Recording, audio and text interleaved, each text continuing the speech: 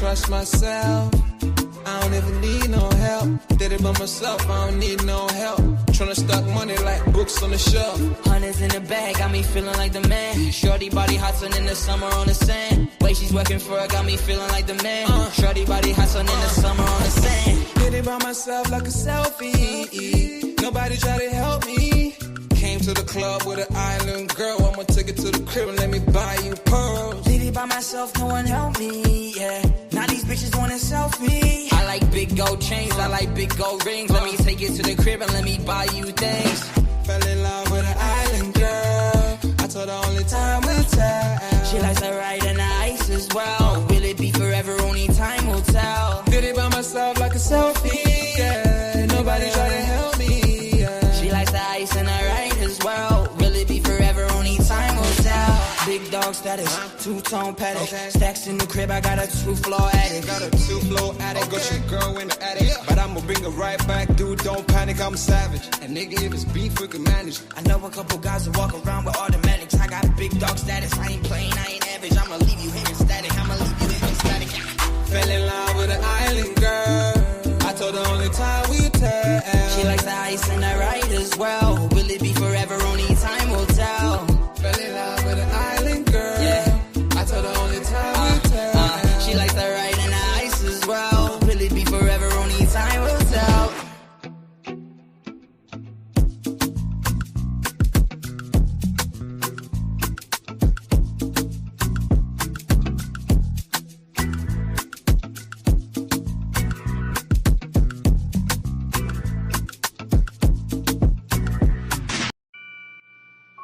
Take note.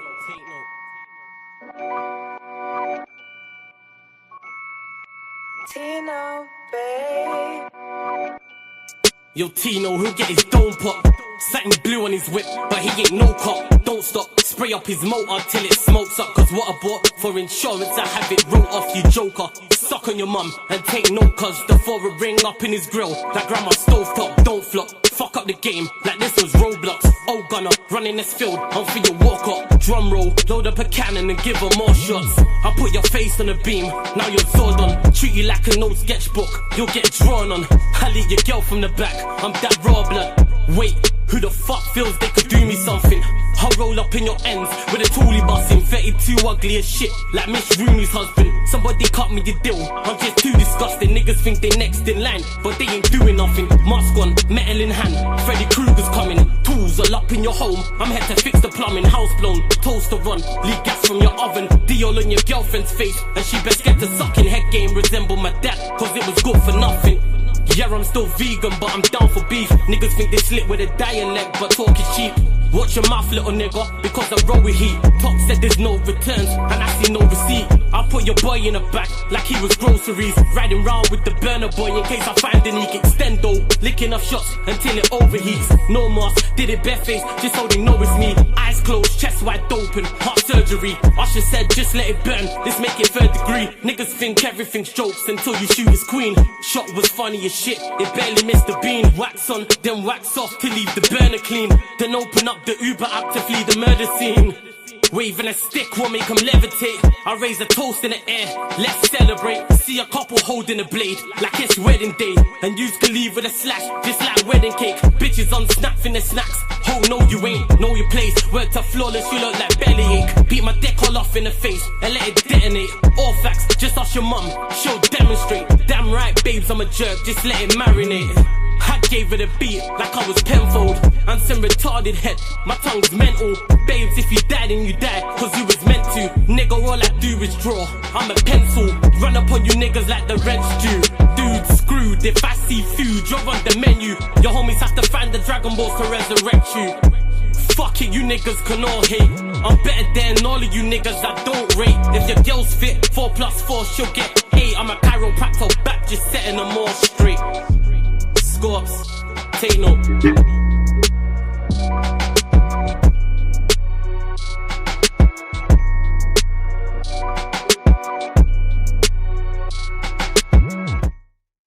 Yes, people, we are back live. We are back live on the Sarcasm City TV YouTube for another edition of the Sarcasm City Sports Q&A, where we answer sporting questions from the chat, people. So get your questions in. If you're a member of the channel, your question takes priority like a super chat. Another Premier League weekend is just gone. Champions League is upon us. So if you have anything in regards to Premier League questions from the last weekend, from the weekend just gone, Champions League coming up, or even the Premier League fixtures next weekend coming up, United beating up Manchester City 2-0 in the Manchester derby. Arsenal weren't able to take full advantage of that as they drew stalemate at the City ground against Nottingham Forest. Liverpool's struggles continue. They still haven't won a game in the year 2026 as they drew 1-1 at home to Burnley. And somehow Thomas Frank is still surviving and has survived at Tottenham Hotspur for now, because West Ham lost 2-1.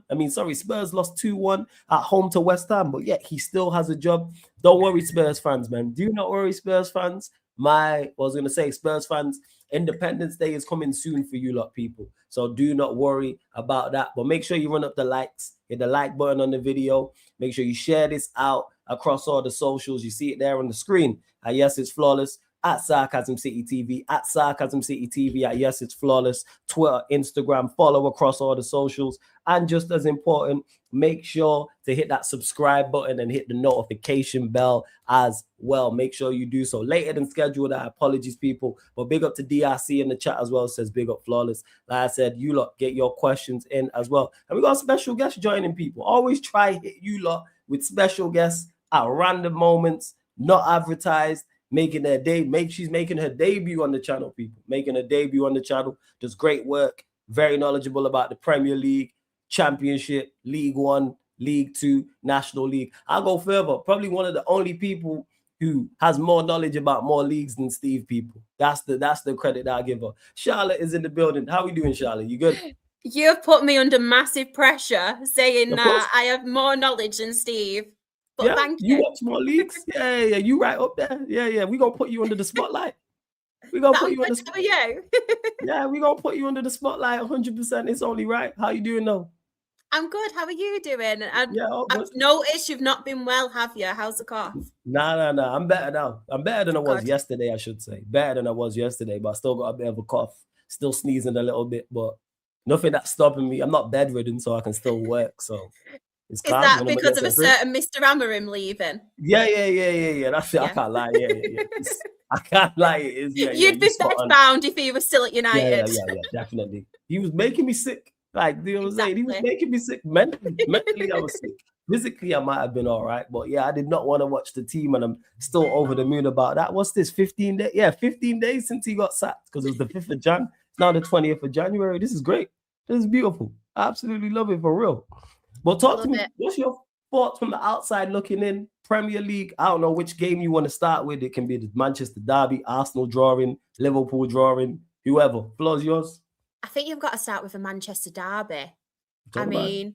Michael Carrick, his first game, wasn't it? And I've heard you say it many a time, and it's so right. It just brought the basics back to Manchester United. Not just that, it's the fact it's somebody who knows the club from inside out. Obviously, as a player, he's got that personal attachment to Manchester United. He cares about the club. He knows what it's like to win things as well. So hopefully you will drill that into the players that I've won this at Manchester United, I've done this, and you are more than capable of doing that. But yeah, from the outside, just watching it, I thought it was a really, really good game, and probably the best I've seen Manchester United play all season.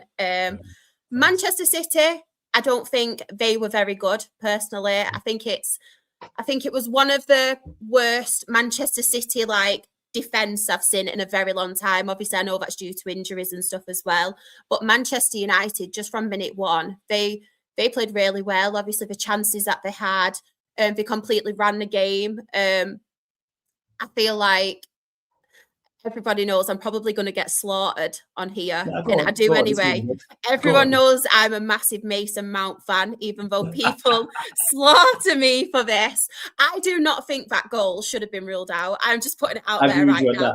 Out of all of them, I think that was one that was the most controversial that should not have been ruled out. I'm just putting that out there, by the way. Yeah, no, that's fair. Actually, there's a few people who do be in the chat talking about Mount's not that bad and things like. So you're not in the minority. He has his fans. Why, I don't know, but he does have his fans. Yes, he does. don't get me wrong, I can see why Manchester United fans are frustrated with him. I know, obviously, the price tag. I know he's very, very injury prone. And even I'm not a Manchester United fan, and even I was like, yeah, I think it's got to a point now with Mason Mount where you do need to kind of like the Luke Shaw thing, you need to question it, don't you? But I'm still going to hold my hands up and say that goal shouldn't have been ruled out. I agree with that. It's not just because I'm a groupie. I'm joking. Yeah, that's the goal. I'm not, I promise. But just the whole game, I thought they were brilliant. I thought Martinez was outstanding. Thought he was, honestly, for me, outstanding. And yeah, I thought it was just a really good performance. What about you? Well, you're the United fan. Yeah. But many people listening to this would have heard my thoughts on previous live streams, match reaction. But you mentioned it there. Yeah, it's one of our better performances in years. Definitely better than anything Amorim served up in 14 months. 110%. Better than anything he served up. So in regards to that, I have to give Carrick credit, but he just did the basics. And when I say that, that's not to take away from what he did, but he just simplified the game. And I keep talking about these type of things. All we needed was a coach to implement the basics. And he did that. Off the ball, on the ball, play players in position, do things that make sense. And this is why you seen a better Manchester United. It was clear as day as why he was going to. It was even the front three that I seen, because he played Dorgu, he played Ahmad, and then Bremo. That was our front three. So I've seen the lineup and gone, why is he going with that front three? And then within 5 minutes of the game, I go, all right, this makes sense. He's trying to hit them on the counter. He's played our three quickest players, and it worked. And then when we didn't have the ball, we condensed the space. Who would have thought? Basics. Like, we don't have a midfield that can really cover ground. So you know what? I'll give them less ground to cover. That being said, I've seen a stat saying Maino covered the most ground in that game, but people won't talk about that. That's the maddest part. I thought he played really well. Him and Casemiro in the middle played really, really well. And I don't know why we've not seen that as football fans, and obviously using Manchester United fan more often this season, because I thought that was perfect together. But I just think, like you said, Michael Carrick simplified it, but I feel like Michael Carrick always simplifies things. And even as a Manchester United player all them years ago, he did simplify everything, didn't he? And that's not me. That's me just... It sounds really awful, but it's not meant to be. It's meant to be a compliment, where he just made all the simple things, and he literally made everything click, I think, in that Manchester United team when he was a player. And I think he's one of the most underrated players as well, Michael Carrick. And he just brings a calm, I think, to Manchester United. And he did that as a player, and obviously he's doing that now. And even under Ole Gunnar Solskjaer, I believe it was McKenna and Michael Carrick who were the tacticians and did a lot of that. And it was the same at Middlesbrough, because obviously me being an EFL fan, I know it came to a point. Brilliant. Yeah. Sorry to cut you off. You'll actually see, this is why I knew there was the main reason to bring you here. How did he do at Middlesbrough? Because you would have been watching. So how did he actually do? Because I have no idea. I actually really liked Michael Carrick, and I thought, especially when he first came in at Middlesbrough, I thought he got them really playing well. And they just missed out. He got them quite high. They just missed out in obviously the playoffs and stuff. And it got to a point, I think, with Michael Carrick where they were buying players and the club had a lot more ambition, but he just weren't cutting it out to obviously their ambition, and it just kind of dried out. And then they brought Rob Edwards in, who obviously that didn't go well, because they brought Rob Edwards in and even basically left them to go to Wolves this season. So he wasn't there for very long. But he brings a calmness about him, Michael Carrick. And like I said, with Middlesbrough, I think it just got to the point where it just weren't quite working out for him. And they obviously had ambition and they want to get themselves back into the Premier League. But people, especially the Championship is probably one of the most interesting leagues in the whole of the English football pyramid. And there's a lot of big teams in there now who are obviously ex-Premier League, and all of them are fighting to obviously get to the Premier League. And I just think they just didn't really agree on it in the end, and they just mutually decided to part ways. But yeah, I really did enjoy Michael Carrick at Middlesbrough, and I actually hope he does really well for Manchester United because, like you said, I just think you need that calmness about you and somebody who knows the club, and I think he will bring that to you. Yeah, nah, and that's what it is. That's why I asked, because I heard good things about him at Middlesbrough and how they play good football. And you mentioned there about his ambitions and the board's ambitions not aligning, etc. But it seemed he did a good job, and him bringing the calmness. And that's all he needs to do, just steady the ship. Exactly. I've been saying this. All I need you to do is steady the ship. And he gave the players simple instructions on and off the ball against City, and we packed them up. So that's why I'm over the moon. And on top of that, Amrim's gone. So, like, adding that fact as well, over the moon. Can't stand that guy, 100%. Big up my guy, Chinley. I didn't realize you couldn't stand him.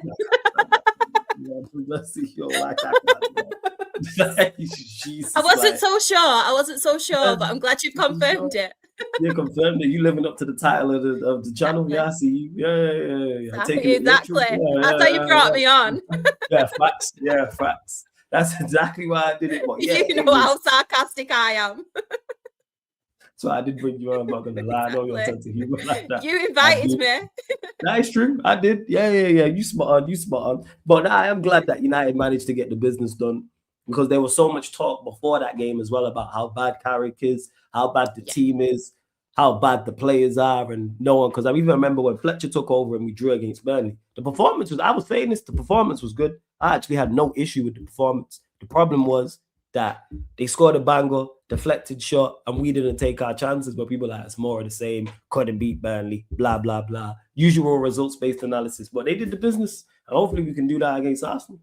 Speaking of Arsenal. Yeah, sorry, go on. Say something. Go on. Do you reckon you could have beat Burnley if you had the key players back, like Maguire, obviously, Ahmad and Bumo? Do you think you would have had a better chance? Because people aren't really mentioning that either. You were missing. And obviously, Mazzy's coming back now. I know he obviously didn't play the last game, but with those players, I think you would have been more than capable of beating Burnley. And not many people are mentioning that. Nah, definitely. 110%. Like, yeah, if you add in particular, because defensively we was all right. So I don't really look at Mazzarari or Maguire as like issues like that. But I look on the front end. So if you have Mbuemo and you have Ahmad in that game, do they finish out? If one of them, a couple of them chances drop to one of those two, do they take it? Yes. We should still really get over the line against Burnley. And we hit the woodwork twice. We had 2 cleared off the line. We had a goal disallowed that shouldn't have been disallowed. Sesko should have done better with a couple of his chances. Heaven missed from like 3 yards out. So there was more than enough chances. But yeah, to your point, if you add in Ahmad and Mbuemo in particular, I think we win that game. But then again, if our board got their act together and had Carrick there, maybe we win it under Carrick. Because all Carrick did was what Fletcher did, but better. Yeah, that's true. But he just implemented a game like Fletcher came in and said, oh, geez, like he just simplified it. Hey, the striker's 6'5", cross the ball to him. That's all he did. He played a left-footed winger on the left-hand side. He played a right-footed right winger and said, hey, when either of you two get the ball or Bruno gets the ball or one of our fullback gets the ball, kick the ball in the air to the box because he's 6'5". Like an NBA player. Who would have thought? And all of a sudden, he had 8 shots. It was a simple plan. Hey, he's built like a power forward. Kick the ball to him in the air. A man scored twice, and he should have scored more. He should have had a hat trick at least. In that game. Should have scored more. And I think one of his I think he hit the woodwork as well with one of those. But yeah, we'll see what it is. Chindu says just need to take this performance to Arsenal. Need to prove this isn't just a one-off because it was a dart. Oh yeah, facts, Chindu. I'm looking for the same endeavor, the same application, etc. But let me ask you, Charlotte, because it's good to get someone from a neutral perspective who's outside of the Prem. Arsenal, Manchester City, both chasing down the league title. Where do you stand with it? First and foremost, Arsenal, I tell. I'm probably never gonna be allowed on here again. But I've said obviously, I talk Premier League as well on the podcast that I'm on at the moment, and I've still said, even for Arsenal are clear, I still think Manchester City couldn't win. I know I'm gonna get absolutely rinsed for it as well. No, you know what? That's general outside of the Arsenal bubble. That's the general consensus. I'm with you. I agree with you. I just feel like talk about why. Go on. I just feel like it's happening again where we've seen it so often in previous seasons where Arsenal are doing well, but then they kind of hit a patch. And I know that they're still obviously getting results, but the drop points, obviously, I know it helps that Aston Villa, Manchester City drop points as well the other day, but I just feel like the performances, they're obviously not scoring as many goals as well now. I know they are still defensively quite solid and they are very, very good defensively, but I just don't know, but I think it's because we've seen before with the mentality of Arsenal and Arteta. I just feel like it's going to happen again. And I'm hoping for the Arsenal fans' sakes, because I know you obviously have Arsenal fans coming in here and there's a lot of them. Yeah, just say this now, fuck Arsenal. No, honestly. Oh, I don't mind Arsenal. I quite like Arsenal, to be fair. But I'm neutral. I have no loyalties. That's why you're neutral. Exactly. Arsenal they are up. They've been up since I was a kid. Like forever. F Arsenal. Can't stand them. Can't stand Arsenal. But you can carry on with that. But yeah, I'm hoping they don't. But go on.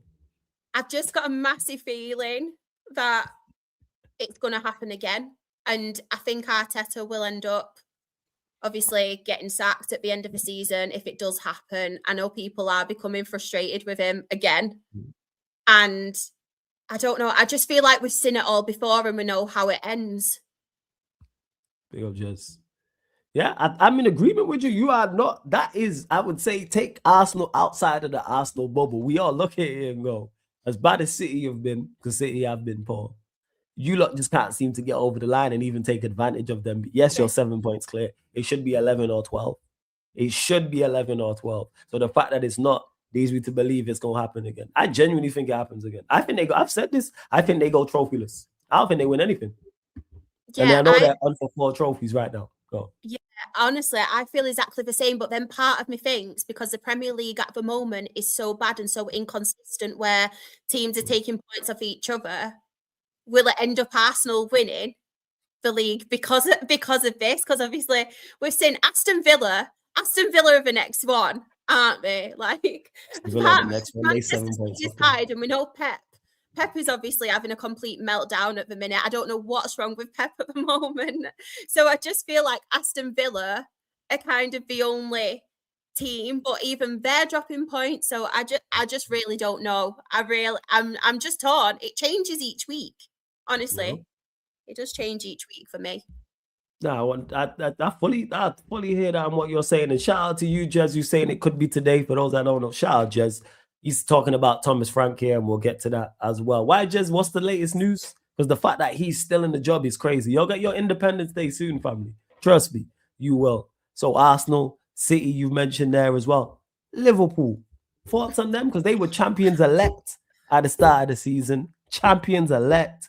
Isak, Wirtz, breaking records. Kirkes, Frimpong, Mo Salah's there. You got Szoboszlai and Gravenberch and McAllister, Van Dijk, Alisson, Kanate. And yeah, it's just all gone to shit from chasing 4 trophies to chasing top 4. Floor's yours, Charlotte. I genuinely don't know what's wrong with them. Honestly, I had them down. I'm pretty sure in my predictions at the start of the season, I had them to either win it again or I had them second. They're around the top anyway because I thought they've obviously improved with the signings. They've spent a lot of money, obviously bringing Isak in. As much as he is injury prone, and we have seen him before at Newcastle being injury prone, he is also a very, very good player. Goals that he scored last season, very, very good. Obviously, Wirtz, we've seen what Wirtz can do, and there's a lot of clubs obviously after Wirtz and interested in him. And I thought Frimpong as well. Obviously, they have lost Trent, but bringing Frimpong in, and I thought brilliant. Kirkes, one of the best players, I think, personally, last season. I thought he was one of the players of the season. He was so good, and creatively going forward as well. So it's one of them, you kind of take the champions, and in my eyes, I thought, they've improved. So they're obviously gonna be one of them teams to beat this season. And how wrong I was, and I cannot pinpoint what's going on, whether it's a slot problem.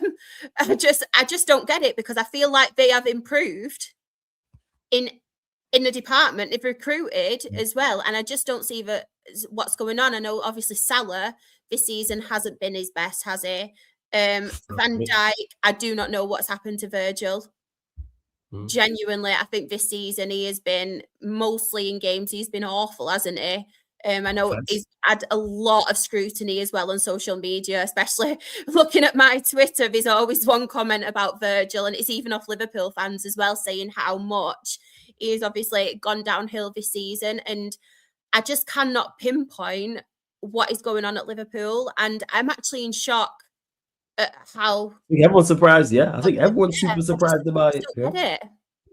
I think everyone is. I think slot is the main reason. Of course, players are not pulling their weight there, but from a United perspective, even though we've been bad, seeing them go through what they go through is brilliant. It's been beautiful. It's been excellent. Yeah, it really, really has. And they dropped points. Like the Burnley game, because I was out as it was going on. Seeing they went 1-0 up, I thought, they're going to buy Burnley. And shout out to my guy, Ace, he'll know that. Because I was like, Ace, what's the score? He's like, it's 1-1. I was like, nah, you lied. It's like, no way is it 1-1. This was late into the game. It's like the 80-odd minute and things like that. But shout out to you lot in the chat as well. But it'd be interesting. But yeah, I think I had them winning the league. I think everyone did. Sure, I had them winning. Yeah, you would have. Either them or... I'm sure I had either them or City. I know I definitely didn't have Arsenal, but I think I had Arsenal as either second or third. But it was either Liverpool or it was Manchester City. I cannot remember, but I did not have Liverpool to have this season so far that they are having. And I'm actually still shocked about it because I just don't know like what has happened. It's crazy. Just how quick it's changed, but they've apparently improved with all these players. I don't get it. Slot, that's the main reason. He just got there. He just as bad as some of the players have been, the way he's managing them and decisions he makes. I talk to a lot of Liverpool fans. I'm like, I see why it's him. And a lot of them be in the chat and things of that nature. Shout out to King as well, man. Big up King every single time. Lex, I see you. Chinlu in the chat. He's only in the shop because they got no plan. Only God can save. Also, your board's like ours, Jez. Is that what it is with Thomas Frank? That's crazy. Losing to West Ham, like, is ridiculous. Losing to West Ham is absolute. But you lot continue to run up the likes, continue to hit the subscribe button as well. Oh yeah, I already asked you. So you said you reckon Arsenal get ran down and it's City that win the league. Like I said, that's not the. I think that's not general consensus, but I think there's a lot of people that think that. That's what I would say. I think there's a lot of people that would think that. What are you saying there? Let me get to it. Then what were you saying? Okay, you said this before. Okay, so my point was why I thought Champions League is superior to a league title. This due to the league, like the Prem, doesn't have the best teams around, whereas the Champions League has the best 3 teams from each country in Europe. Like in the Prem, it has a lot of teams like Leeds, Brighton, Bournemouth, whereas once you're in the knockout stages, it's Barcelona, Paris Saint-Germain, Bayern, Manchester City, etc. Here's what I'd say. I say this all the time because I've seen United win a Premier League. I've seen us win 2 Champions Leagues. I've seen us win multiple Premier Leagues as well. It's all about the competition at the time. So, for instance, the team in '99 that won the Champions League run that Manchester United had in '99 was tougher than winning the Premier League. The Arsenal side in '99 was brilliant. Do not get it misunderstood, people. Excellent, that side. Go look at the run that Manchester. We got drew in a group of death. We had, I think, was it Barcelona and Bayern Munich? It was Barcelona, Bayern Munich, Brøndby. Then we played after that because it wasn't round the 16 quarterfinal. Inter Milan, they had Brazilian Ronaldo. Semi and along, I can just name him one. R9 people. Then the semi-final, Juventus, Zidane was there with all them stars. Then Bayern Munich, they had a whole heap of stars. It's all about the run because you say the best. Go look at our winning 08. Go look at who Manchester United played. We didn't play. Them teams weren't quality. Chelsea, yes. Give Chelsea credit. Yes, Chelsea were a very, very good side who we beat in the final. I think it was Schalke. Who else did we play? Roma, Lille. You lot correct me if I'm wrong in the chat. I need to go double check. So that's what I'd say to that in regards to it's not one or the other, it's who you play. Because in the Premier League, it could be stacked in regards to not just the team that's chasing you down, but the rest of the top 4 or the rest of the top 6 being quality. And in the Champions League, you don't necessarily have to play the best. We've seen people get favorable runs to the final. Manchester United got one in 08. Not everyone runs the gauntlet. Like Real Madrid, when they won their one, they ran the gauntlet. No, PSG last year, they ran the gauntlet because they played Villa, they played Arsenal, they played Inter Milan. I don't think they played Barcelona. No, because Barcelona got knocked out by Inter Milan, but they played all the toughest teams. So I bet if you go and check Champions League, just the last 10 years, there'll be times where people had the toughest runs. There'll be time where they don't. In 08, outside of Chelsea, Barcelona, we didn't play a tough outfit. So that's my thoughts on that. Where you stand is Champions League, Premier League, etc. Yeah, be you. Don't be shy. I don't know, to be honest. Obviously, I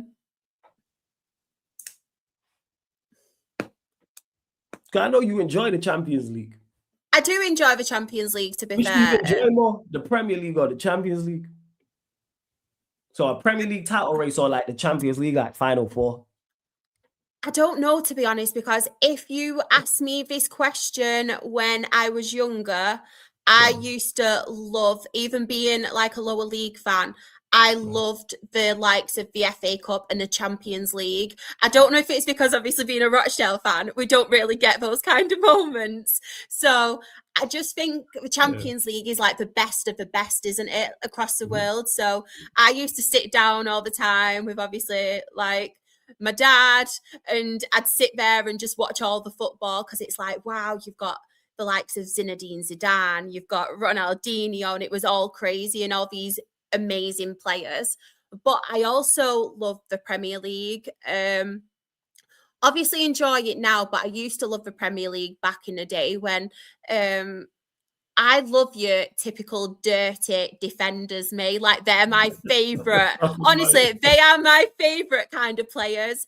And the likes of Nemanja Vidic, like you know how much I love Nemanja Vidic. I'm a big Vidic fan. I love the likes of, obviously I know he weren't a defender, but like even your Roy Keanes as a footballer, I love that grit and that typical like nastiness about them. And I feel like now football, whether it's Champions League and whether it's Premier League, you don't necessarily have that anymore. And I hate that. It's like the diving, it's like the rolling around on the floor. I hate that. I loved Premier League back in the day and Champions League back in the day, but I don't know what I'd suggest now, because I do love as a neutral both of them. And I think that's the best thing about me being an outsider, because I can just sit back and enjoy it all. And I know a lot of people aren't really happy about the new Champions League format, but I actually do enjoy the whole you like Champions the new League format. format. Why do you like the new format? Different. I just feel like it's different, and obviously the games and stuff, and it just mixes it up a bit. I really do. And I love that about it, where I know I've been on podcasts before and they've been like, no, I like the old format and blah, blah, blah. But I actually like this format and I think it makes it more interesting. But I just like being controversial. Yeah, clearly. I do now in regards to it. I think so too. Like I like the new format. I do like the new format because it adds, especially where you don't really get to get your get back, and it makes you can lose a couple games, you're not out of it, and then you can go on a run, win 2 or 3 games. Like even with the games coming up this week, like a lot of teams, it can move. You can go from being in the top 8 to being in just outside the top 8 and in the top 24, or from the top 24 into the top 8. So I'm with you. I'm with you on that now, 100%. And to Erdem, yeah, that's what I was saying. I was even checking our run. Go check Manchester United's 2008 run when we won it. Outside of Barcelona and Chelsea, 2 great sides. We didn't play the best of the best.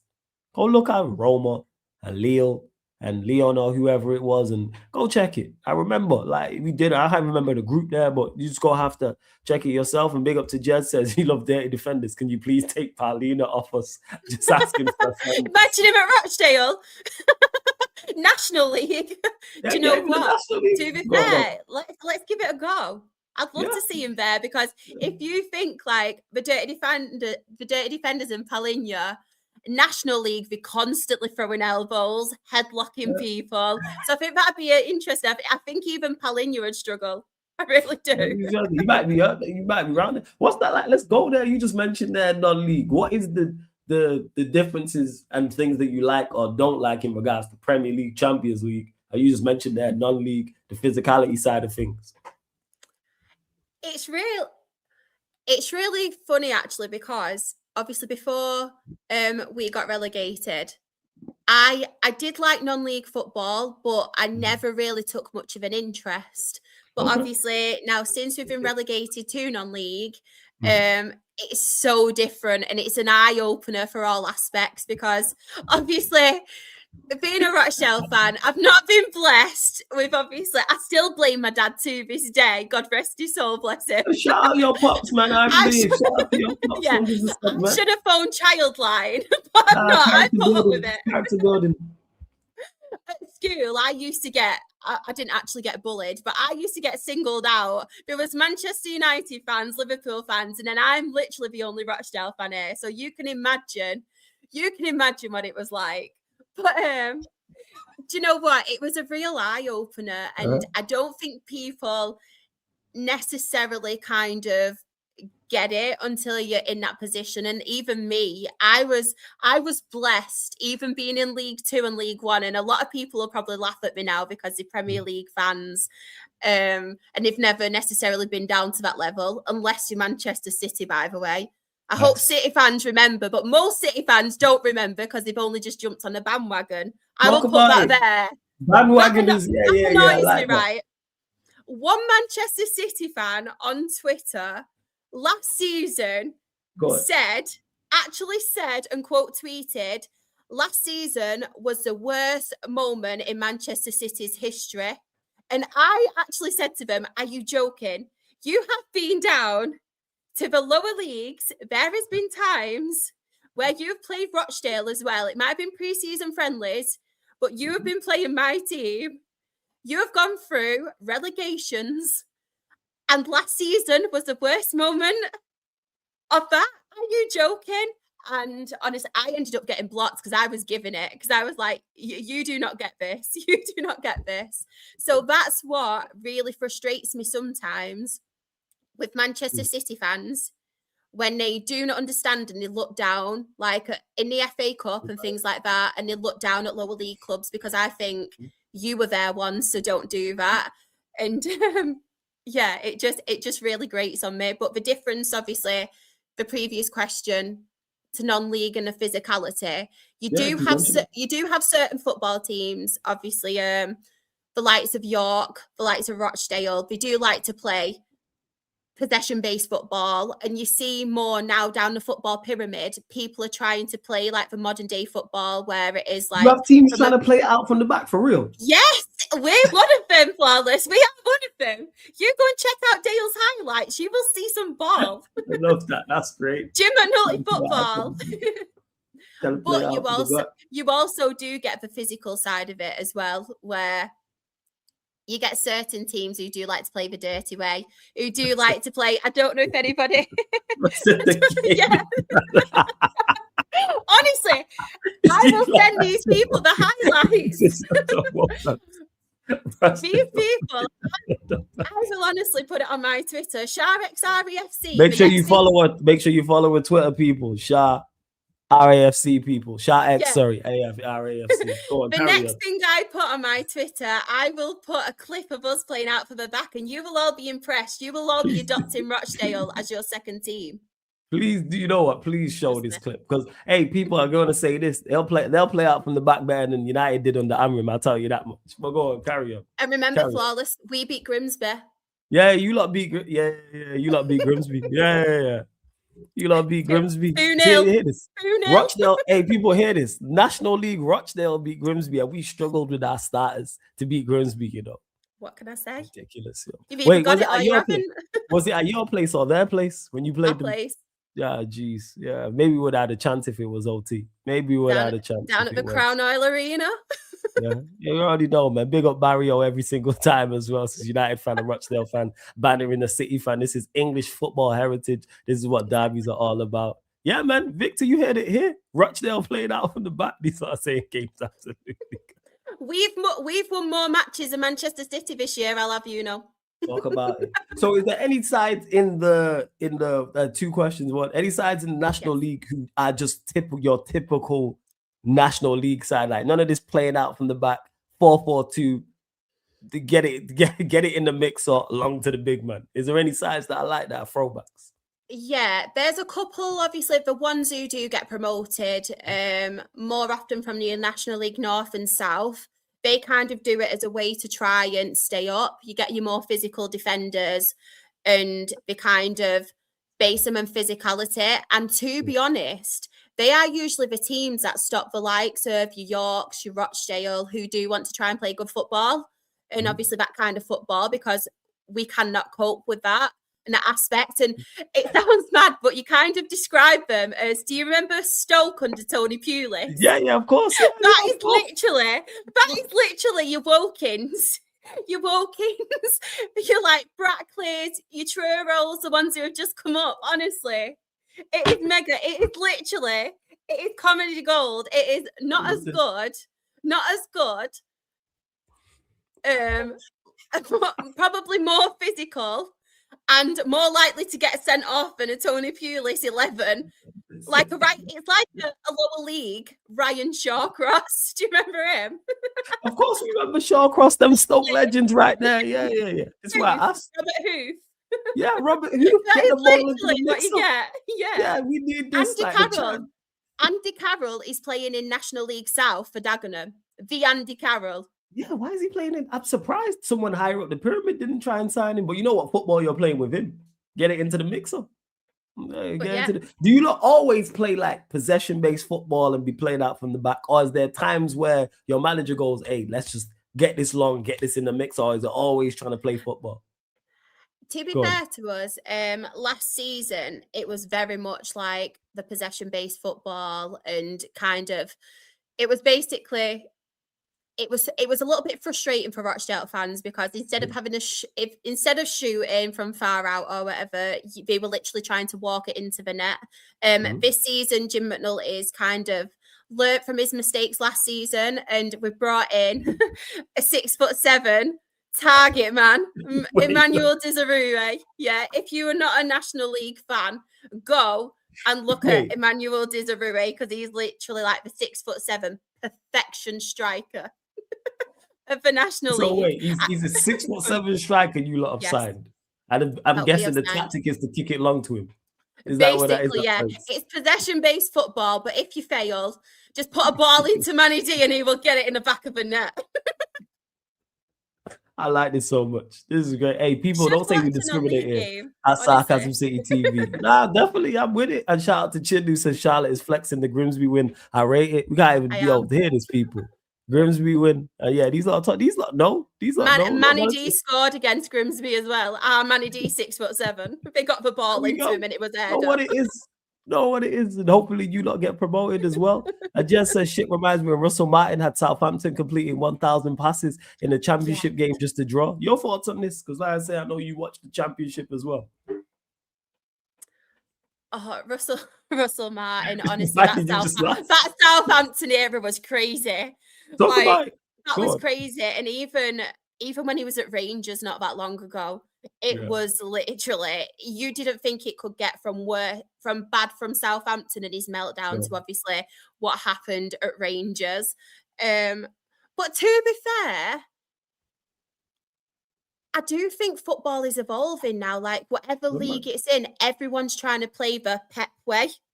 Even, like I said, even Jim McNulty, who is our manager, Rochdale manager, wants to play the Pep way, and that's in National League. And you're even getting, honestly, flawless, you're even getting leagues below trying to play that kind of way. And I think that is just how football is evolving. I swear, I'm gonna send you clips of National League North and South as well.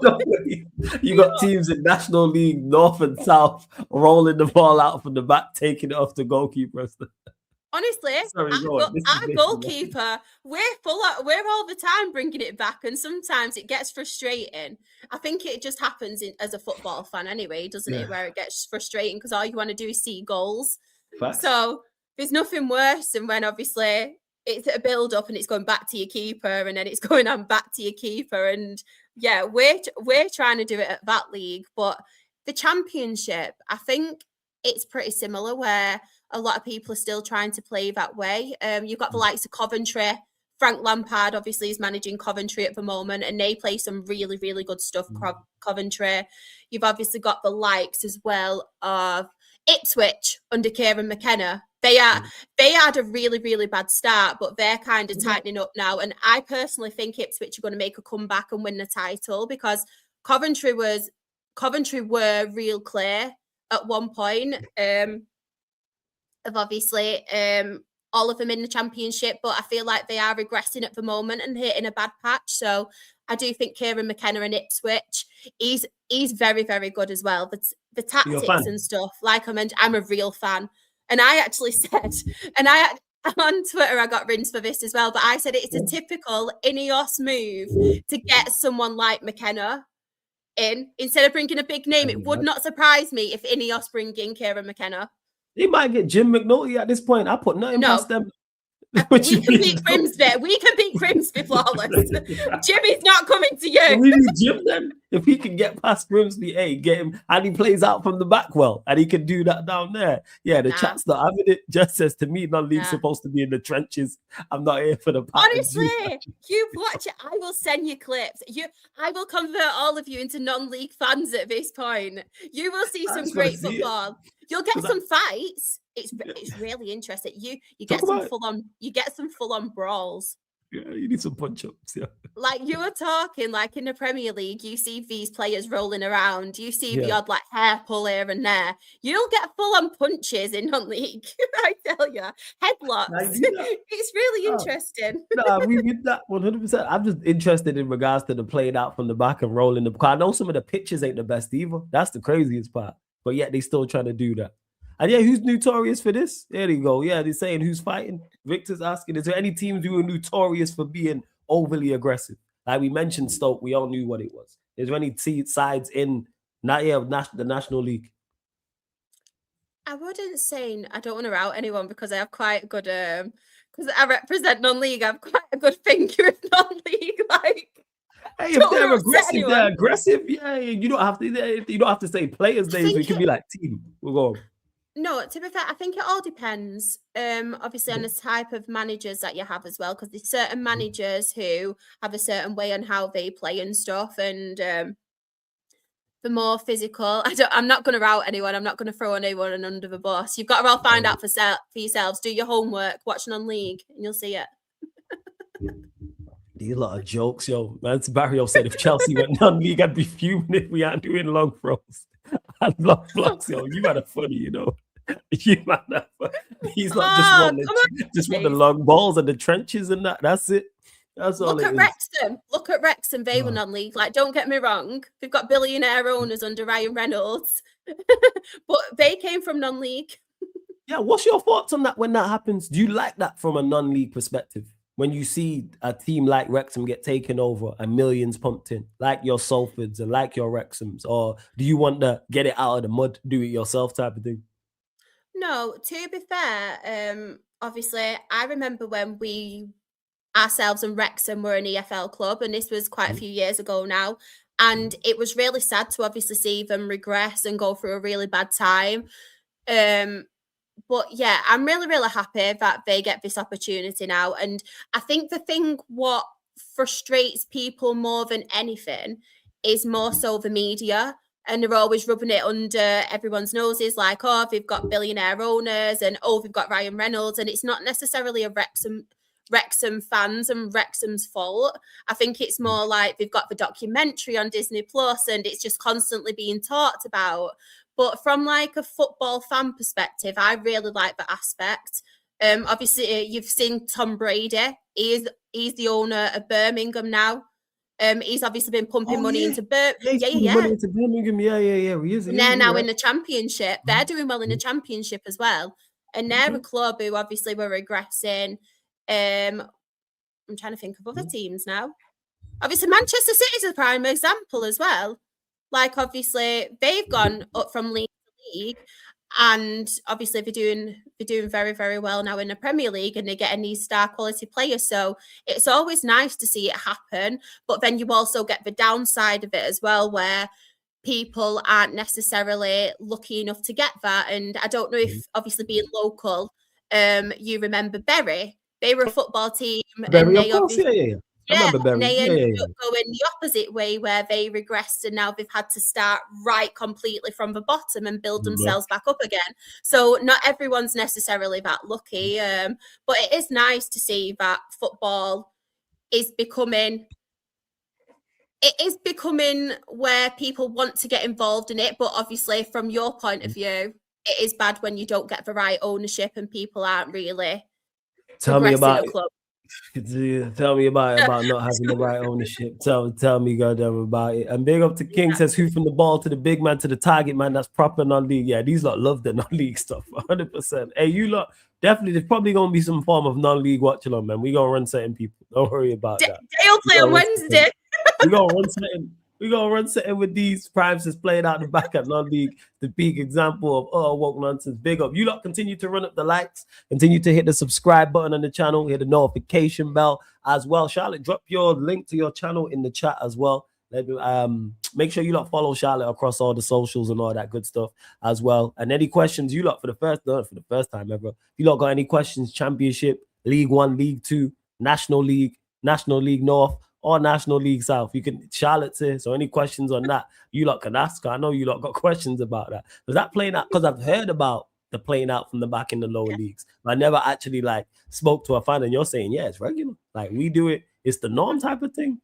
I'm gonna see now. I'm gonna see if I can find the link for one of our goals on Saturday, and I'll post it in the chat. And honestly, it's a major playing out. You'll be surprised. You'll be impressed. We're in the chat. Yeah, you probably do it better than us. Flawless have done said we need a match day vlog if you'll get drawn to a lower division, Greater Manchester side. I'll do it. Obviously, we all out of our cups now, but next season and going further, if I can manage to get tickets and United draw a Rochdale, a Preston, a Stockport, or one of those type of sides, I'll do it 100%. Yeah. I run a vlog. Without doubt. Manchester City have been relegated 10 times. Never forget their history, even if they do. I didn't know it was that many times. I know they've been relegated a lot. I know they're one of the teams that have won the championship a lot, which means they must have got relegated to win it that much as well. Let's see what you lot are saying. Back to Erdem. What is this? I get to your Thierry Henry question as well, Erdem. I just don't even know if you're still in the chat. What's this? Where are you at? So, Flawless, the reason you think the leagues are better since it's a more accurate way of judging who's the best team, since it's more about your performances on a consistent basis rather than someone scoring ahead in the 90th minute to get through to the next round. Because I also understand that because that when it was the MSN versus BBC era, they did a three-peat, were horrible in the league. Like CR has only 2 league titles in 9 years at Real Madrid. No. I'll say this again. No. It's not a more accurate. What I'm saying is it varies, which is tougher. So there's certain times teams have won the Champions League and their run has been extremely tough. And I believe, and if any team that's won a double, so whether it's over here, whether it's in Spain, Italy, whatever the case may be, certain times you look at it and go, the Champions League, they had a tougher run. But sometimes I think the Premier League is. I always reference Manchester United. 1999, our Champions League run to me was harder than winning the Premier League. In 08, the Premier League was harder than winning the Champions League. It's about who you draw. Yes, all the best sides are in the Champions League. But guess what? You might get drawn on the other side. Because I think, was it Chelsea? Chelsea, I think the year they won it, I think against City. Look at the side of the draw they was on and everyone was over the other side. Barcelona, Real Madrid, City was I remember vividly all over the other side. But big up to you every single time, man. To be fair, I do watch the championship outside of this year, but which league do you think is the hardest to get promoted to? Like going from non-league to League Two or League Two to League One or into the championship? It's a good question. I'm going to say non-league to the Football League because only 2 get promoted. There's actually a petition that people can sign on behalf of me where they're trying to bring in a rule where 3 go up, 3 go down because it is really hard. There's only 1 that goes up automatics and the others are in the playoffs and only 1 go up from the playoffs. So that I think is really, really, really tough. And I think the other way round, as in relegation, is obviously getting relegated from League Two to the National League. Because as I said, it is really tough to get back out of it. And a lot of teams, if they don't adjust to non-league and obviously the whole surroundings of non-league football, they can end up going down again, which obviously they don't want to happen. So I would personally say that, to be honest. I think League Two and League One, they are quite different in the aspect where they do like to play football and quite possession-based football in League Two, but it is a lot more physical. Whereas if you go into League One, a lot of the teams do like to play pretty football and it's not as physical as your League Twos and your National League. So even though people don't necessarily see the difference, and even though quality, it is getting less and less, there was a really big difference at one point, especially between non-league and League Two, but now it is quite similar, and you don't really see much of a difference now between non-league and League Two, which is really, really good sign, because it's showing that a lot more quality in non-league now. But yeah, I think the difference physical wise, it's a lot more physical in the lower leagues than it is League One, because in League One they do like to play quite pretty football and stuff, and you do see a bit of a difference in the quality in players from that aspect. So do you think it gets easier as it go along? Because you mentioned there that you think non-league to League Two is the toughest. So do you think going from League Two to League One is tougher than going from League One to the Championship? I wouldn't. I think it depends on the actual football team as well and their structure, to be honest. Okay. Because we've seen in the past, obviously, you've seen the likes of Peterborough, who have been promoted into, obviously, from League One into the Championship, and they've not quite.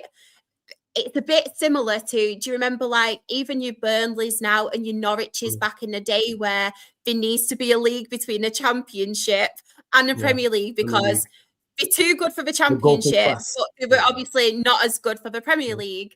So I feel like you like to Peterborough and stuff, where obviously they made it, they got promoted to the likes of the Championship, but then they really did struggle. And then you get some as well where they'll have a good few seasons in League One, they'll get promoted, and then they'll start to regress again because they just don't have the financial side of it, because I feel like money is also a massive thing now in football, because they're not just football clubs, they are actual businesses, aren't they now? Whereas back in the day it wasn't as commercialized and stuff now, but it really is. It is businesses. And even in the non-league part of it, you see more and more of that now, which is, it is quite sad, but you still obviously have that attachment to the players, because in the lower league side of football, you are getting that engagement, and you're treated more as you are part of something. Whereas I don't think you'd get that kind of vibe in the Premier League, and the bigger you go, because you're just treated as a number, in my opinion, in the Premier League. And I think you see that with the ticket situation now, don't you? Especially in a higher league situation. But I think, like I said, I think it just depends on the resources and the actual structure of the club, if you can survive in that division, and obviously managerial and tactics too. Oh, that's fair. 100%. I get that. 110%. You mentioned it there in regards to it. No, I hear it. Let's see what else you lot are saying in the chat as well. Hey, Jazz, good question. Also, and I just watched this. It's fun. That goal was crazy. They actually built out from the back. I like playing out. They did it. I said they play better out the back than Tolson. Oh my gosh, you lot of jokes, yo. The Chelsea, it was a good goal. It was a good goal. I told you. It was a very, very good goal. Yo, serious Rochdale just out there playing for the back. Definitely. I'll roll up, pull up 100%.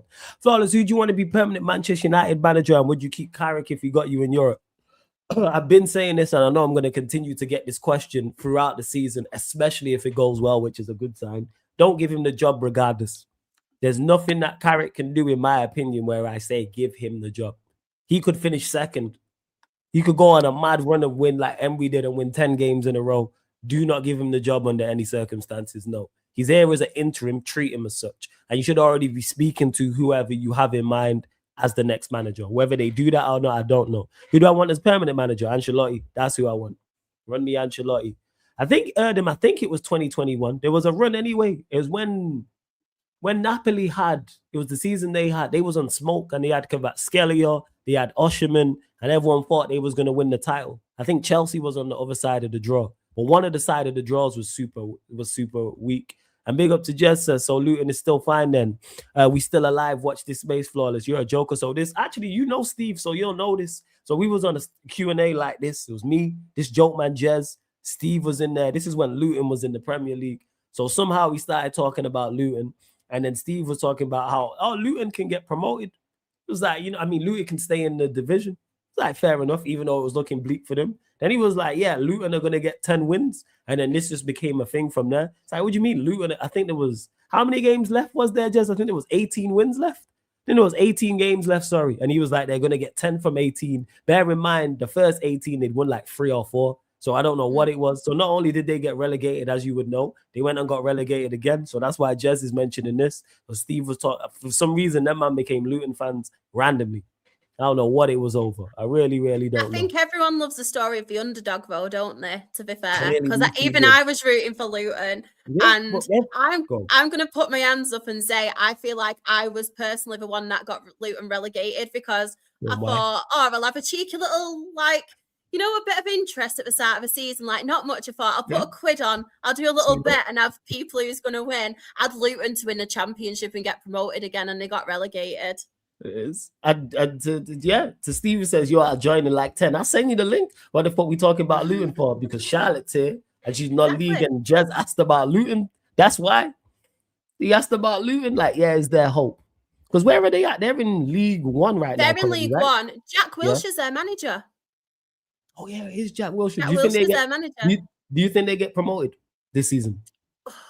I don't know, because it's really, really tough. There's a lot of very good teams in League One, and there's a lot of good teams in League One that were once Championship and Premier League clubs as well. But I think with Jack Wilshere, I think the best thing Luton can do if they get playoffs, I think it'll be a really good achievement, because it's his first spell in managerial. He's got Chris Powell. I don't know if anyone's familiar with Chris Powell. Of course, Chris Powell, yeah. Obviously, he was Charlton manager, and it was part of Gareth. It was part of Gareth Southgate's England coaching as well. When obviously he was our manager, and I think he is essential to have alongside Jack Wilshere, because I think Jack Wilshere's learning. I think he was a very, very good footballer. He's obviously very, very intelligent when it comes to football, but I think he just needs that guidance and that bit of experience.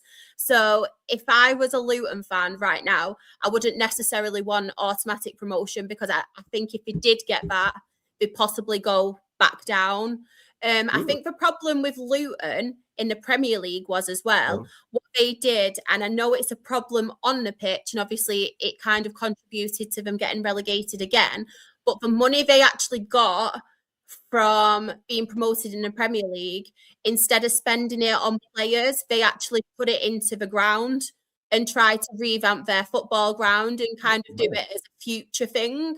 And that is quite logical when you're thinking like long term, but then at the same time, I don't think they actually necessarily thought that they'd end up doing double relegation. So it's kind of backfired on them a little bit.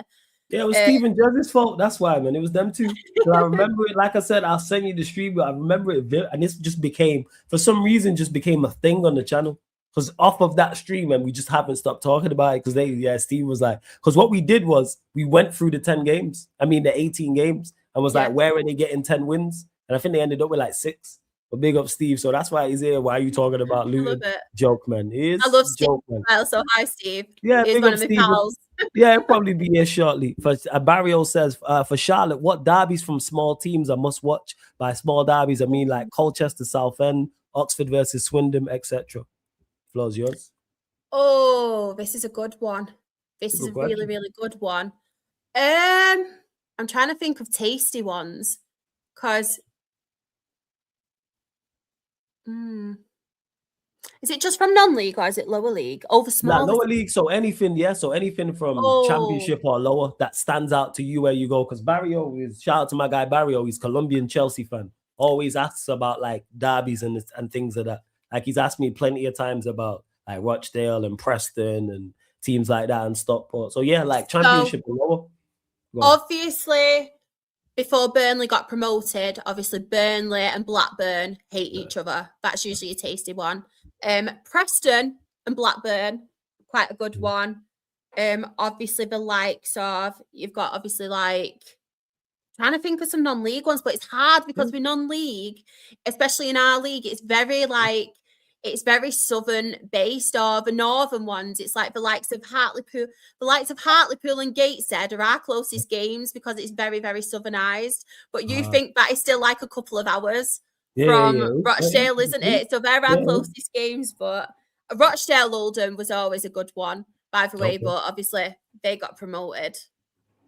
Hey, next season, next season, run that back. So we get Rochdale. Oh, yeah, Rochdale Oldham. Yeah, that's gonna be fire. Yeah. I'm there for that next season. That'll be a good one. I'm just trying to look at derbies. I think a lot of it now, because people are all in different leagues. Like you've got your teams who you'd essentially class as derbies, but you've always got one now who's in a league above. So that's why I find the FA Cup more interesting. Exclude the leagues then, and let's say even if it was 2-3 years ago that they played against each other. Like, what's the most heated ones you look at where you go, all right, if they was to play each other, if they happen to draw each other in the FA Cup or another cup competition, what would you say? That's gonna be good. Well, obviously you've got the likes of Sheffield Wednesday, Sheffield United. I know Sheffield Wednesday are obviously going through the troubles right now, but that's always a tasty one. You basically got everybody who plays Millwall, because everybody for some reason doesn't like Millwall, do they? Like, everyone says Millwall is a scary place, right? But I remember back in the day when we played them, and to be fair, they were really lovely to me. So that's a different aspect on it. That was really nice of them. As much as obviously you get that narrative about them, and you see like them in the films, they've always been nice to me. So got no bad vibes towards them. I'm trying to think. Obviously, Portsmouth, Southampton. Yeah, that's I real. always That's like serious. Portsmouth, Southampton. Yeah, Portsmouth, Southampton is serious. Yeah. That is one that I really, really do like. Ooh. Trying to think of your really, really big ones. Oh, good.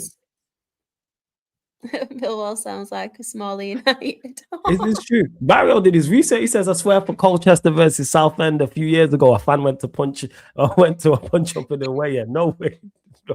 Honestly, Southend fans are absolutely great. Like, year after year after year, they always win an award for like the best home fans, the best away fans. They have a really, really good following.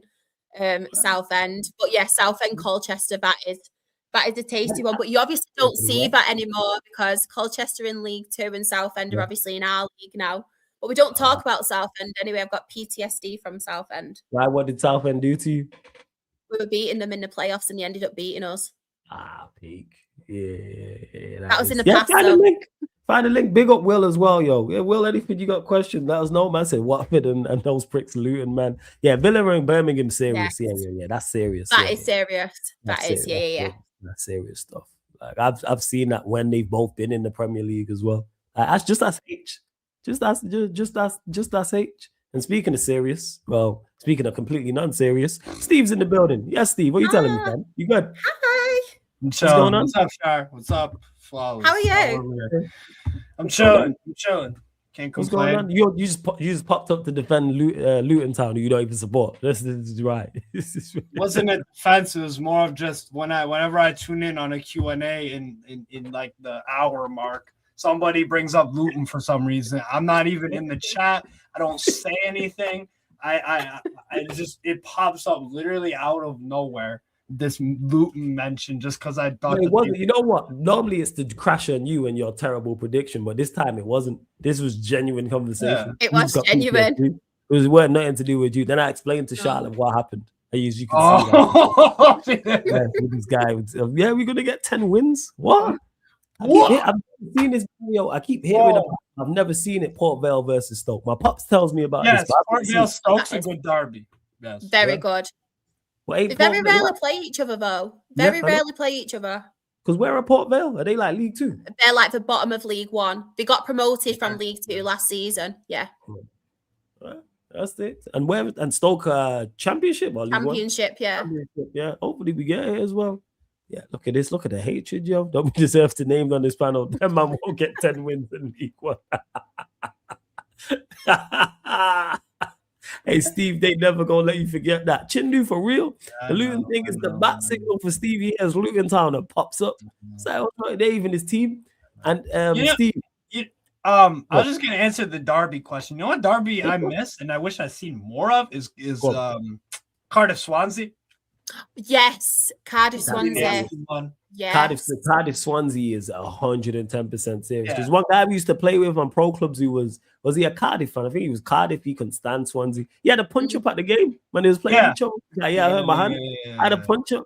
Those that know Welsh that was on the pro clubs team, shout out to Welsh. That's what it was. Barrio says, "Hey Steve, one of my favorite derbies is Sunderland Newcastle, isn't it?" It's a good derby, to be fair. It's a good derby. It's normally a good derby. I was disappointed in the game though. Yeah, it's garbage. Because there was normally it's a very, very good derby. Like I remember watching that like early 2000s, but it was missing Joe Lennon, man. You needed the trouble calls of there. That's the problem. But yeah, Steve, what did Newcastle and Lazio do to you that you're saying they can rot in hell? Well, I mean, it's self-explanatory with Newcastle drawing with Wolves 0-0 and one of the, and thank God that Strasbourg versus Metz was on and we got the dub there instead. So I did watch on for that. That was easy decision. Yeah, I had the Wolves Newcastle game on my laptop on the side, and I just whenever I would look over, we were just passing the ball around side to side, doing absolutely nothing. It was just possession for the sake of, and it wasn't like pretty football. It wasn't like watching PSG. Like us. They were like watching Rochdale. Yeah, we're tossing like Rochdale or Como or Barcelona or PSG. It wasn't any of that. It was boring. Didn't do nothing. It took 85 minutes to get a shot on target. That's one big thing. 85 minutes. You saying in the chat where do you lot have you lot 9th, 10th, right? Yeah. Jeez. You think we're not qualifying for Europe? You think we finish above you lot? Comfortably? Yeah, you've been saying this. Well. Comfortably. I hope you both right. Comfortably? Are you serious? I don't watch you. I take your word. I'm not disagreeing with you. I'm taking your word for it. I don't watch you lot like that. You know this. If you've seen our next 5 games. I've not seen you going. Enlighten us, Steve. What are your next 5 games? Talk to us. That's what we're here for, my friend. We host PSV in the Champions League on Wednesday. Okay. I think they'll win that 3-1. I think they'll beat you. I predict because of you. I predicted them to win that as well. Yes. They'll bop us off the park. I did say that. I think that's a 2-1. I'm back again today for that. And you know what it is? The reason why is because they try to play football. They will press. They have a great crosser in Perisic. Gustil does a great job of the false 9. Dirty shouting at the back. Their passing is unreal. And they can pick us apart for fun. Now, again, they try to play football. So did Bournemouth and so did Leeds. And we got high-scoring games. Difference is PSV are better than Bournemouth and Leeds. Yep.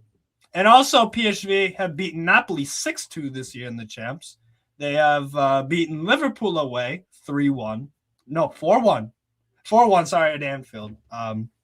So I don't know why our fans are confident in that game. And PSV are also massively better than Benfica and Union Saint-Gilloise. And we drew a Leverkusen away and lost to Barca. So I see that as a loss. We host Villa on Sunday. We have a good home record versus them. That's all I got. That's all I got for. Let me pull up your fixtures. Let me see the rest. You carry on. I know we go to Paris Saint-Germain away. Oh yeah, that's an L. Yeah, that's a loss. Yep, Liverpool away. We haven't won there since 1990. Hey man, records are there to be broken, man. If Luton can pick up 10 wins, you can go to Anfield and go get dub. Not this one. I'm gonna go out of the limit and say you go there and win. Why? I think stylistically you match up well against them. This version of Liverpool. I think if Burnley are capable of going there and getting a draw, I think you're capable of going there and getting a win. If we can win there under Amorim, you're capable of going there and getting a win. 100%. 100%. That's why this ain't about you being good. This is more about Liverpool being passive, and you lot will be up for that as well. Mate, if Jacob Murphy and Anthony Gordon start that game, they're worse than Mbuemo, who scored one of your goals, correct? Hey, whoa. Don't compare your wingers to my guy. All right. I'm saying Mbuemo's better than both of them. Oh, yeah, we know that. Because Eddie Howe just doesn't start Barnes for some reason. Yeah. Well, I reckon you can get at them. I'm not gonna lie. See, look, that's it. They're leaving Eddie, mate. We're terrible Alright, away from home. We just drew a Wolves, and you're trying That to is tell true. me, You lost a rare record. Then you play Brentford at home and then Spurs away. yeah, inform Brentford. Yeah, that's gonna be a tough game. Yeah, probably a draw. And then you got Spurs away. Spurs City, away and should then- be like a 1-0 or something. I don't know. Yeah, It depends if they Frank's have still there. Frank. Yeah. Man City away, customary loss to Oh yeah, Etihad. you lot getting packed up. So. You lot getting packed. Yeah. You lot. Then getting I'm packed. going to the Newcastle Everton game. Okay. Yeah. And then You we're going to be alright, Steve, man. We here for you, man. then we host you guys. That's a loss. Chelsea away, loss. Wait. Well, whoa. Why did we just roll up to you lot and win? Because we're not good. And we are. That's because you made a managerial change. We did. It depended to see how it goes. Because when's the last time we won at your place? Not too long ago. Yeah, it was that. It was too fucking. We owe you lot. You and Spurs. I'm tired. We owe so many teams. I'm tired of this shit. So many teams in so many places. You were 15 At the last time. year, so you do owe a lot of. Yeah. We owe that hell of a lot, hella IOUs. Because when's the last? I can't remember don't laugh. I remember the last time that we beat you lot. This guy a dick, yo. I remember the last time we won at Newcastle. When was it? I'm gonna guess 2020. Yeah, we're talking all 5 series. Last time we won there, it's like the last time Arsenal won a trophy. 2020, I was right. 2020. Arsenal won a trophy at that point. They've gone 5 years without one. So last time we won there is 20. Yeah, we owe you lot. 4-1. We fucking owe you lot, man. Do you know what I love, right? You guys support Premier League clubs, Yeah. and yous are more depressed than me, and I'm all the way down in National League, and I'm smiling. Hey, you know why? Because you can probably That's play what out. it is. You know why that is, Charlotte? Because your team can play out from the back better than ours. That's why. Right, I see that. right. Man, I see that goal that you put in the chat. We That ain't was a scored a good goal goal. like that That in was a great over goal. 14 months. Yeah. Amrim's been trying to do that. Yeah. We owe it, but now I'm over the moon. He's gone. Just clarify that, man. Oh, Charlotte's a Rutch. For those that don't know, this is Charlotte. Make sure you follow her socials, follow her channel, all that good stuff.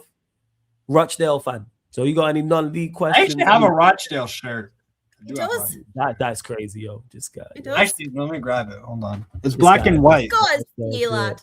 What And a you know guy. what? We'll do it at the end of the show, but do it now. Shout out your channel, Charlotte. Let them know where they can find you, all that good stuff. Yeah, so currently I'm having a little bit of a break, but I am going back to the Absolute Football Podcast. On a Monday, I host a non-league show, which you can all keep up to date with. Now you're all non-league fans. And on a Thursday, I host an EFL show as well. And shortly, I will be bringing out my own football channel, so keep your eyes peeled. There you go, people. So make sure Absolute Football Podcast, and you'll see Charlotte back on there again when she's launched her own channel as well. But go subscribe. Make sure you put Sarcasm City TV. Shows you know where you lot have come from as well. What do you say? So you go live every Monday, and what's the other time you're on there live? Thursday, both at Mondays and 8:30. Thursdays.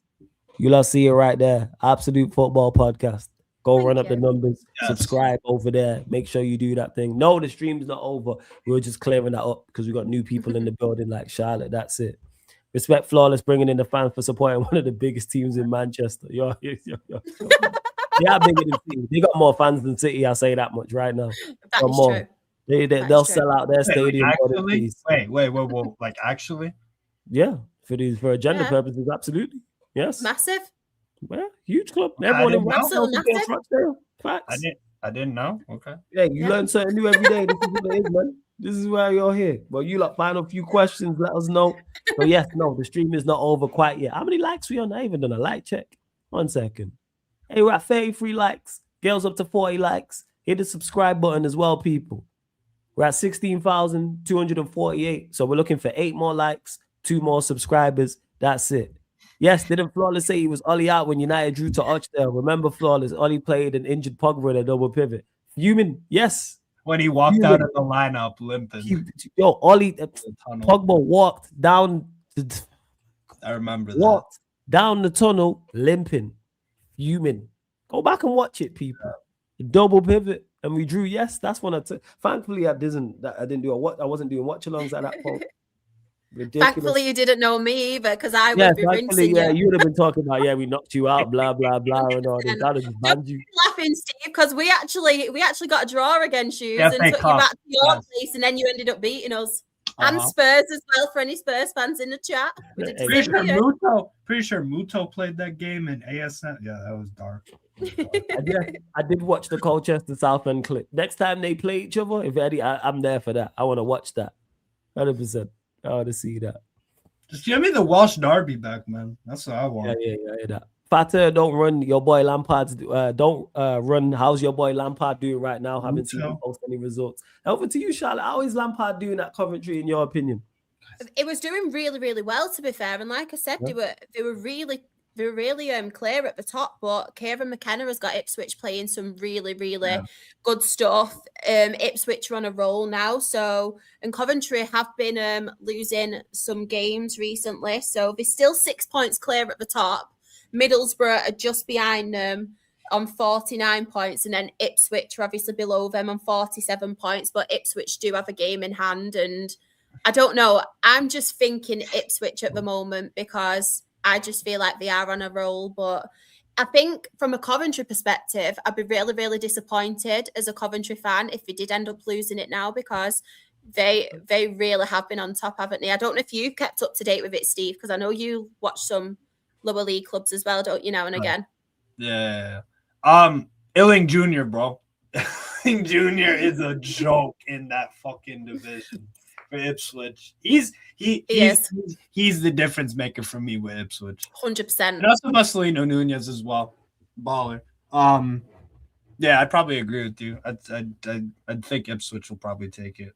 I was actually a question for you, Sher. Do you think the best double pivot in the championship is Hackney Morris? I think so. Both of them will be Premier League. Yeah. Premier League clubs sooner rather than later. I think so. Go run up the numbers, people. Go follow Charlotte. And make sure you subscribe to the channel as well. Make sure you subscribe to it, people. Absolute Football Podcast. The link's literally in the title as well. But Charlotte, if you could pick it for it to happen tomorrow, would you rather see a win at Old Trafford or a win at the Etihad? Look at the smile on the face at the fall. Right. Go on, we listening. We here. I have family who are both United and City fans, and I'm going to be really honest right now. I have more of a soft spot for Manchester United than I do Manchester City. See? Yeah.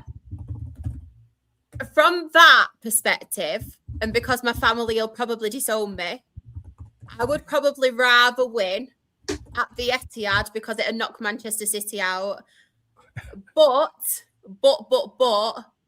I think because there'd be more fans there, and I think because Manchester United are possibly one of the, if not the biggest club in the world, obviously alongside your Real Madrids and stuff, it would be amazing for little Rochdale to knock out a club like Manchester United from that aspect. But I just think it would be more comical because I know the absolute meltdowns Manchester City fans would be in, and it'd give them a little bit of... All 10 of them. Yeah, exactly. But give them a little bit of a reality check because they were once in that position, like I mentioned before. But I think both would be very, very good. But I do have more alliances to Manchester United. So I'm going to go and play it safe with the Manchester City. I'd rather knock out. All right. Oh, that's fair. That's very, very fair. There you go. See, hey, the chat. My pick, by the way, would be beating Man City, because then I could what's it called? Because when we beat Man City, I just got to mess with Kels for like a whole week, just make fun of her. It was great. My best friend Kels. Shout out Kels. Shout out Kels. Yeah. Shout out City actually, because the last time we won, I was there. So yeah, it was great. You know what I'm saying? See that win live in the flesh. Like I said, shout out to my guy Time to Shine. Like the scenes when Ahmad scored that late goal last season. 100%. Speaking of Rochdale, Charlotte, rivalries in regards to Rochdale, number for you, like 1, 2, and 3. Like, who are the 3 teams I'm sure you've got in order that you go dislike the most, them second, them third? Oh, well, obviously, we used to really, really love playing Bury. They were one of our local teams, and obviously, it's a little bit different now with their situation, and we've not played them in a good few years, but I used to love the derbies against Bury, and it also helps because 2 of my cousins are Bury fans as well, so we'd have like a lot of banter and stuff on the day, so that were really, really good. Oldham is obviously the second one. I hated playing Oldham because we never ever beat them, like never, and it was so frustrating. But I think the hatred is more towards Oldham from my perspective, because I just feel like Oldham, as much as obviously they were a big club back in the day, like they were Premier League, they were really, really good Oldham like years ago. They still believe that they are this Premier League team, and the fans are honestly so. I just cannot tolerate them whatsoever. I'm a chilled person, me, and I can banter with anyone, but Oldham fans, for some reason, I just can't. Like, they get my back up. So they're probably the ones I hate the most. Bury, I loved the derbies, and it was an easy 6 points every season because we used to beat them home and away. So I miss that 6 points. Kind of like when we play Met. Kind of like when Strasbourg play Mets. Just 3 points. Tick, tick, tick. Nice. This guy, Bro, I said it, Flowers. I said it. Good. Oh, I don't know another team because obviously... I don't know another team because they were like our main two. Obviously, we've not really been. League One is our highest league we've ever been in, so we've not obviously been beyond that. I'd probably say I'll probably have to go with Stockport. I don't necessarily hate them, but they did beat us at Wembley and broke my heart. So I'm going to go with Stockport, and they're a local team. So as much as we don't play each other very often because they are in League One, I will go with them for breaking my heart. That's fair. So to Oldham's the numero uno up first. Yeah. They're number one. Well, that's fair enough. I hear that. It's fair to ask. Here's you luck again. Continue to run up the likes, hit the subscribe button on the channel, hit the notification bell as well. Barrio says, another question for Charlotte. What team do you hate watch? What's your favorite hate watching moment against them? So is there any teams you look out for outside of, like, even if they're not in your league, where you're like, yeah, I hope they lose? I'm guessing one's Oldham, where you're like, yeah, I hope they lose. Oldham, Liverpool, Man City. Yeah, Liverpool. There you go.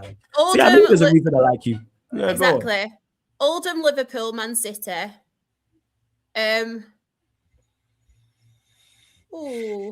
Obviously, I'm going to go with York because they're one of them who are in the title charge with us. Boreham Wood as well because they're in the title charge with us as well. So any teams in that title race with us, I just really love to see lose because obviously that's from a selfish perspective. Yeah. I think Oldham, City, and Liverpool are mostly the ones. I have no reason to hate these higher teams, but I think it's because on social media and like being from where I'm from, I cannot tolerate the fans. They're just so mouthy for no reason. Yeah, mouthy for no reason. And I'm like, Liverpool fans, for some reason on social media, just decided to, when I put up an opinion, and it basically was, this was a little bit ago, and I basically said with Jurgen Klopp, I was like, the reason sometimes he comes out with nonsense is when they obviously lose a game, and it's basically to protect the players and take the heat off the players, and it gets the limelight on him, thinking it's like protecting his players. Liverpool fans took that as an insult, and I'm like, how is that an insult? I'm saying he's doing that to protect your players. And then they all jumped on me, and I thought, yeah, I don't like Liverpool fans now. It's so sensitive. Bro, like, you criticize the buffet manager and the world ends all of a sudden. It's crazy. Exactly. The buffet manager, one of everything. Only one of everything. Hey, Mario, good question, man. Like, big up to you as well. You have we hit them 40 likes, man? Let's see. Let me actually check if we hit. Right, we're still 3 short. Run up the likes, man. Run up the likes. And it says Flawless Charlotte as well as Mr. Steve. Do you guys rate Rashford? I don't think he's the 300k player who's going to win games by himself, but I don't think he's a bad player also. But he is, I'm saying, overappreciated. I think he's showing what he is at Barcelona. Is he over? Nah, it's like at a top club that's trying to challenge for top honors, he's a squad player. If you're anything below that, he's a starter for you. That's why I said, as much as I wanted him to leave Manchester United because I believe you weren't right for him, he clearly didn't want to be here. The relationship had broken down. He'll do very well at Barcelona. He's not going to start week in, week out for Barcelona. If everybody's fit, he ain't better than Yamal. He's not better than Rafinha. Them high lines, with his pace, his ability to run in behind, he's going to be doing well. When I talk to Giannis, when I talk to Omar B, when I watch Barcelona, some of the times which I need to get back to more of, he plays well. And I expect him to. He's done decent, but is he a top marksman if you're going to go try and win Premier Leagues and Champions Leagues? No. Now, if you're a top 3, top 4 side or your Europa League, he can be a starter for you. So that's where it is. So, hey, Barcelona runners are bred, all that being said. What are you saying, Steve? With Rashford, yeah, I pretty much agree with what you said. But then again, at Aston Villa, he was all right, and that was that top 3, top 4 Europa League kind of. He was all right there. He wasn't good enough to where they moved heaven and hell to bring him back. You know what I'm saying? I think that's what it is. So yeah, at a top club, can he be a very productive squad player? Yeah, definitely. Definitely. Do I think he's limited as a footballer in some aspects? Yes. But do I think if you utilize his strengths that you can get a lot out? Yeah. That's what Flick does. He's a good manager. So that's what I rate Flick highly. So it's like I thought he's gonna do well over there. So Barcelona. Yeah, I didn't really think he'd do that. I didn't think he'd do this well. So run us the money, run us our bread. What are you saying about Rashford, Charlotte, from the outside? I completely agree with what you both said, to be honest. I feel like he is a decent squad player at that level. And like Steve said with Aston Villa, I feel like him and Asensio did link up quite well last season. I thought that was a very, very good partnership. And we saw glimpses of the old Rashford again. But yeah, I completely agree with what you're both saying.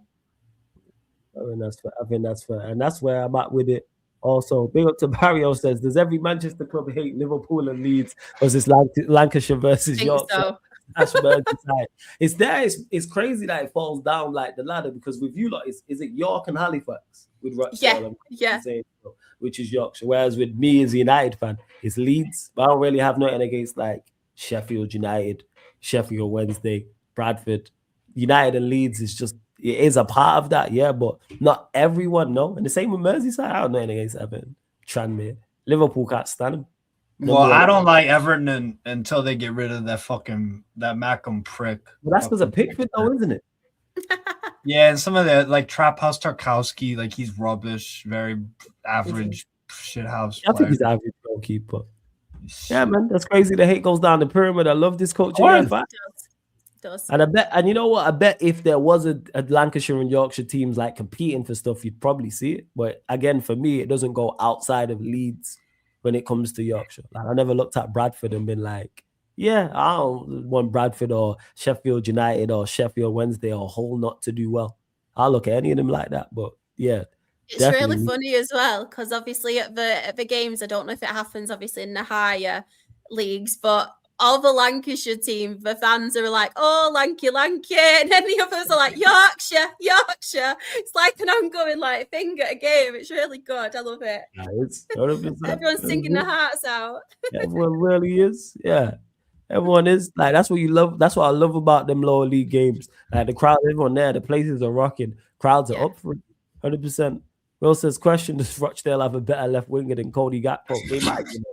Their left winger might be better than Cody Gakpo. I don't know as well if anyone obviously is familiar, because obviously at AFCON, one of our players was playing for Tanzania. Yes. I've got his shirt. Tammy Nolarakia. His signed shirt. That's a great last name. I like that last name. Yeah. Yep. Exactly. Nice. So yeah. Let's see what else you lot are saying. Has any ex-United player played for Rochdale? Not to my knowledge. Has there been one? Obviously, we did have a couple of seasons ago. I don't know if you remember him. He was one of your youth lads, Sam Mather. He's a legend right now. But okay, was he? He's a legend right now, right? I know he's from Rochdale. I don't know if he actually played. But yeah, Sam Mather actually scored in a derby between Rochdale and Oldham. So he's automatically a Rochdale legend. Obviously, I don't know if anyone was familiar with the academy player Jack Kingdon, but we had him on loan last season, a very good defender, and obviously now he has gone to Cardiff on a permanent deal. Trying to think. You'll know better than me, but not. It's more like the academy players. more than anything. More the youth players than that. Yeah. You may have been Obviously, like, I don't know if anyone was familiar with Joel Thompson as well, who sadly passed away. He was a player for Rochdale and he was at United as well. And I know he did a lot of work for MUTV. He sadly passed away. He had cancer, bless him. He got it 3 times. Youngish guy. Yeah. But he's obviously he played for both. I know it was when United through their academy, but he did a lot of work for like BBC Radio Manchester and MUTV. So I know people might be familiar with him. I know that is one. But to be fair, just on the Premier League as well, I don't know if anyone's familiar with Mane, who's scoring goals at the moment. It's Mane. He's actually a Rochdale Academy prospect. But Really? the problem was with that, when we went from League Two to National League, you only get funding for 1 season. And then after that, you either have to deal with it yourself or your academy completely folds. Jeez. And we had a lot of financial difficulties at that time and ownership problems because we were actually fan owned at the time and we weren't really sustaining and financially stable being fan owned. So obviously we had to get an investor. But at this point, we couldn't offer him a contract because our academy was literally folding and there was nothing we could do. We couldn't promise him anything.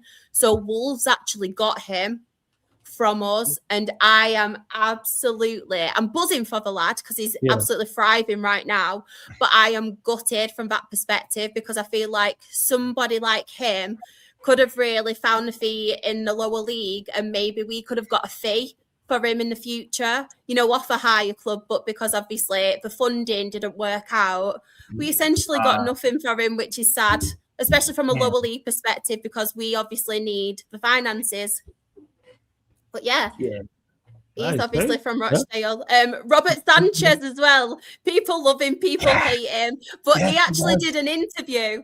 He did an interview and said Rochdale and his season in League One under Rochdale was one of his favourites in his career, and that made him the goalkeeper he is today. Take it how you take it, whether that's a good thing or a bad thing. I saw that. I know people are mixed on him, but Robert Sanchez we had. And do any of you know Gavin Bazunu as well? Irish goalkeeper. He was on loan at Dale. Honestly, we've had some. Honestly, we've had a few. Yeah, Craig Dawson. I don't know if anyone's familiar with Craig Dawson. Yeah, West Ham. Craig Dawson. He's a local lad too. West Ham. We've had loads. And is Mane man too? His accents. I've not heard him speak. Is he man? Yeah, he is. Jez, you clocked it then. Yeah, fair. That is mad. And Will's clearly saying that prick can go back to you, man. He's talking about Sanchez there. Maybe he's not happy about something. We don't need him. We don't need him. We've got a keeper. Question to Charlotte and Steve. What top 5 players do you think are the most underrated? I'm coming up with my list right now. I just need one more. But we'll go to Premier League since he said it. Yeah, Premier League. Oh, fuck. Okay. Well, all right. Well, one of them is Michael K. You can expand if you want to. I was just trying to make it biggest. One of them is Michael Coyote, no question about it. I think he's been arguably the best right back in the Premier League this season. Brentford got him on loan from Fiorentina. I don't know why Fiorentina decided to get rid of him, starting Dodo over him so much, and now they're in a fucking complete mess. Albeit they've won games lately, but they're still looking at the barrel relegation because some of their bad transfer decisions, and their owner sadly just passed away, so they're in a bit of trouble. Coyote's awesome. Super physical. Like he's Kyle Walker with a crossing ability and technical ability. He's just a gamer. Like he's got an engine. He's super physical. Good 1v1 defender. I think Coyote's awesome. Awesome player. I've not seen him get enough plaudits. Another one at Brentford is Kevin Shada. I think Shada's been excellent. I think he's been a little bit more consistent this year compared to others. Igor Thiago, I said at the beginning of the season, he'll be top 2 or 3 for goals scored in the league. I think it was his breakout year for sure. Brentford know what they're doing with recruiting 9s. They did it with Mope, Watkins, Ivan Toney, Wissa, and now it's Igor Thiago. So it's 5 on the bounce in the past 8 years, probably. Those 3 for Brentford stand out. And then if I had to pick another, I mean, Harvey Barnes. If Harvey Barnes played as much as Anthony Gordon does, Barnes would score a hell of a lot more and you get much more plaudits. Don't know why Eddie Howe doesn't play him. Actually, I do know why. It's just simply athleticism. That's the only thing. That's it. Gordon's more athletic and he presses more, but he's awful. So it's whatever. But those would be my 4 underrated. Honorable mention probably to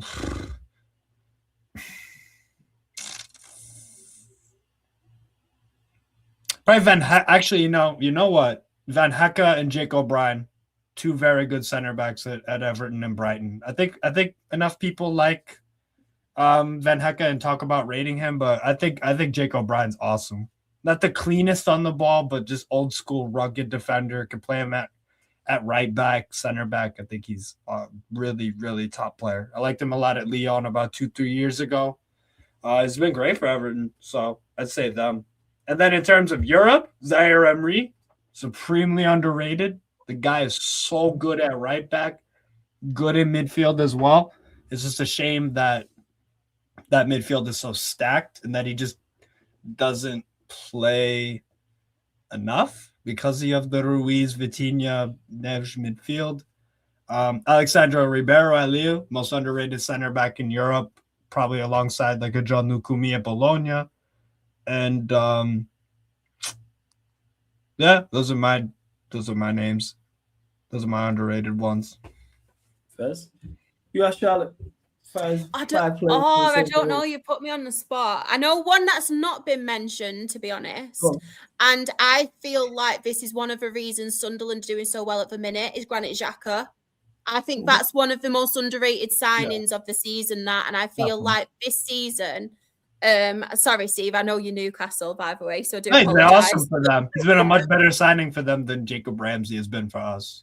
But I feel like with him, everybody expected like the Granit Xhaka at Arsenal, and as much as he was really good, he could obviously do his lash outs and things like that. But I feel like he has been the key player for Sunderland this season, and it's just been that bit of experience as well. And I feel like the Joe Bellingham money Sunderland have spent really, really well, obviously for that. So I think he's 100% one of mine. Oh, I think I'll have to agree with you on Harvey Barnes, to be fair. I think it's just a shame, obviously, injuries and stuff. We don't see that much of him, do we? Which is obviously a shame. Oh, this is tough. This is really tough. I feel like you can't really pick any top. No. Because everybody talks about every one of the, you know what I mean? All the time. That's fair. Hey, good question, no King, man. I see you, man. Shout out to you. You're 5. Think you can go with the question. I'm trying to think. I think you put Coyote there. I see it. Even though he's not played much this season, I rate him highly. All I know. He's a very, very good fullback. Yeah. Yo, Nico Williams as well. Yeah. It's mad that we're gonna stick with the fullback, Jed Spence. I think Jed Spence is a very, very good fullback. For what he does and what he offers. Because he's at Spurs, I think it goes under the radar. He kind of gets his plotted, but don't Van der Ven. Malik Chow you could throw in there as well. Say Malik Chow, yeah. And one of our best players. I think Van der Ven in a better team, you'd see how much of that in him. I'd take him at Manchester United in a heartbeat. Oh, man. Him at Barcelona would be freaking terrific. Yeah. He has that recovery pace. I'm trying to think who else to look at and go, trying to think of more. Anton Stach. That's a great one, Will, at Leeds. He's been excellent for them. Oh, fuck Leeds, but I hear you on that. Oh, all right. Yeah, cool. Yeah, I watch Leeds like that, so I can't comment. I watch Leeds like that. Kenny Tete, great name. Great one, Will. Again, really consistent right back for Fulham. Kenny Tete, Ayari, Look at Will, this Swede, putting in Ayari, man. Countryman. Yeah, KDH has been good, to be honest. I'd say that. Tillemans does go under the radar as well. Tillemans does go under the radar for what he does. I think you know what? Probably I look at most of their midfielders. I could put Onana, Kamara, all there. Yeah, I think all their I think if any of those midfielders are at one of the big six. There's more said about them, but it's kind of his Villa, and they're good to a level that we just kind of just overlook it. Take it for granted, yeah. Yeah, we kind of just overlook it. Like, no, their midfield is quality. Like, all of them, I would say so as well. So, yeah. This is Flawless Charlotte. Steve, do you guys think Pogba and Neymar can go to the World Cup? Oh, God. I would personally love to see them ability-wise without question, but I need to see more from them. All it is just game time. If Neymar's flying, he goes to the World Cup.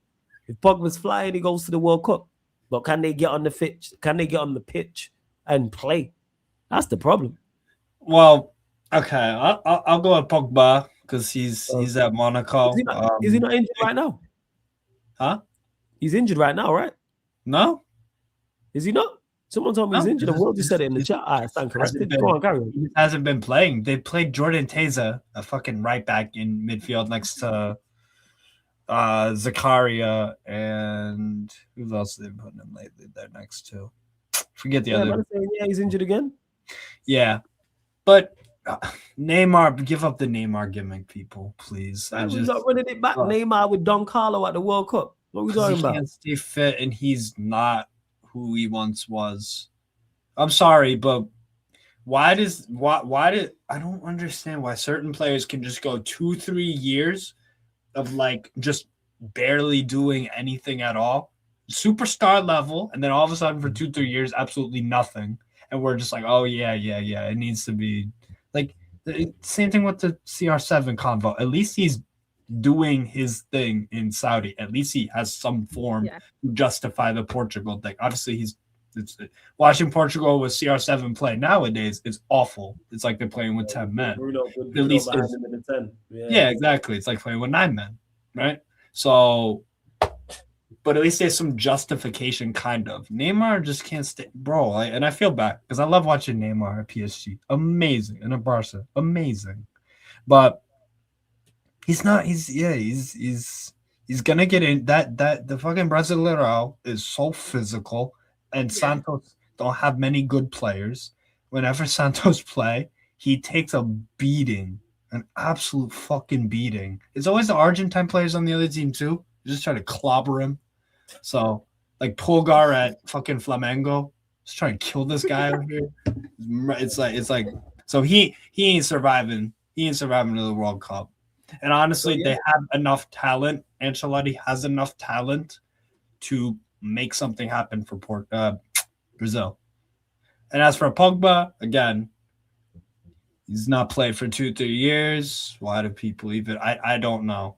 Would I play Pogba over Rabiot? Fuck yeah, Rabiot's a scrub. Stop it, Steve. He's been in good form for Milan. Who gives a fuck? Because he's not good for France. Yeah, so that's it. Pulgar's Chilean, sorry. I forgot Eric Pulgar's Chilean. They're even worse than Argentines. Yeah.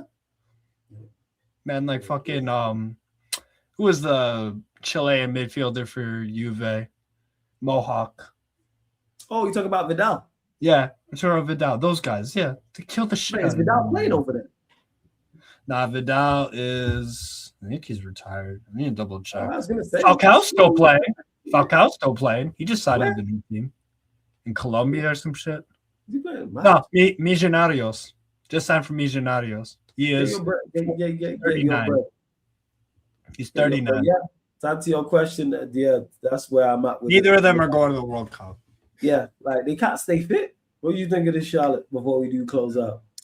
To be honest, I can't really comment too much about them because I don't really see them enough now. Like, obviously, with Neymar back in the day and stuff, when you're watching him, I could comment, and obviously with Pogba as well, but I don't really see them enough now to obviously nobody have sees on it. them. Yeah, that exactly. So probably not. It's like me saying Sergio Ramos is one of my favourites, should be playing for Spain. He's a free agent.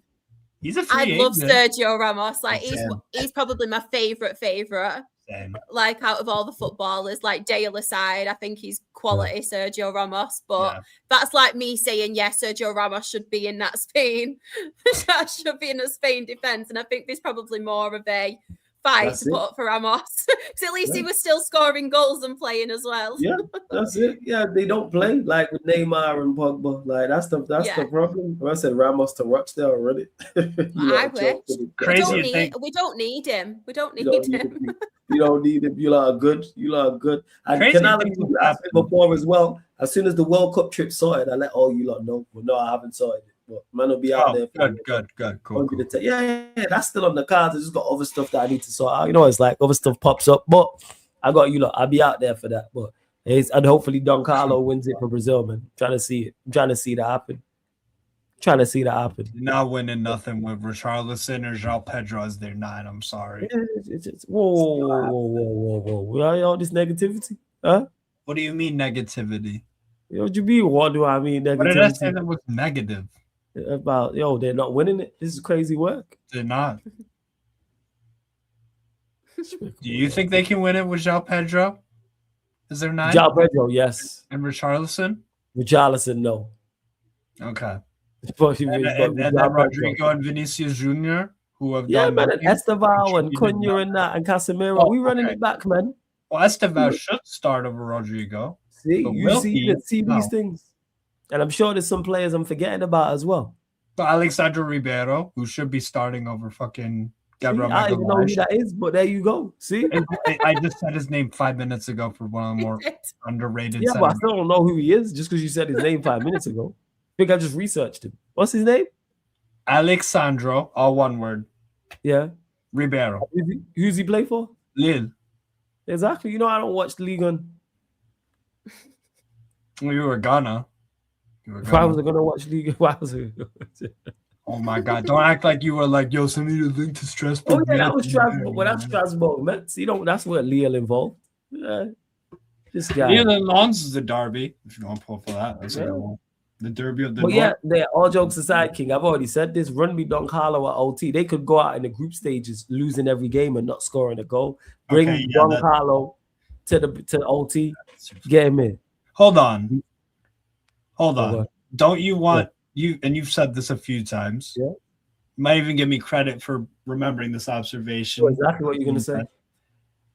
Don't you want managers and players to come in hot to Man United and not in bad form and bad results and all that? But this is Don. There's exceptions to every rule, and that's one of them. Is Don Carlo. You got me there. It's fucking Carlo and shit. This ain't no scrub. If it was just some random Don with one La Liga title or one Ligue 1 title, this is Don Carlo. Literally, since I've started watching football, this man has been winning trophies. Literally. Yeah. My earliest memories as a child is watching Serie A and Ancelotti, and now I'm grown with hair on my face, and this guy's still winning trophies.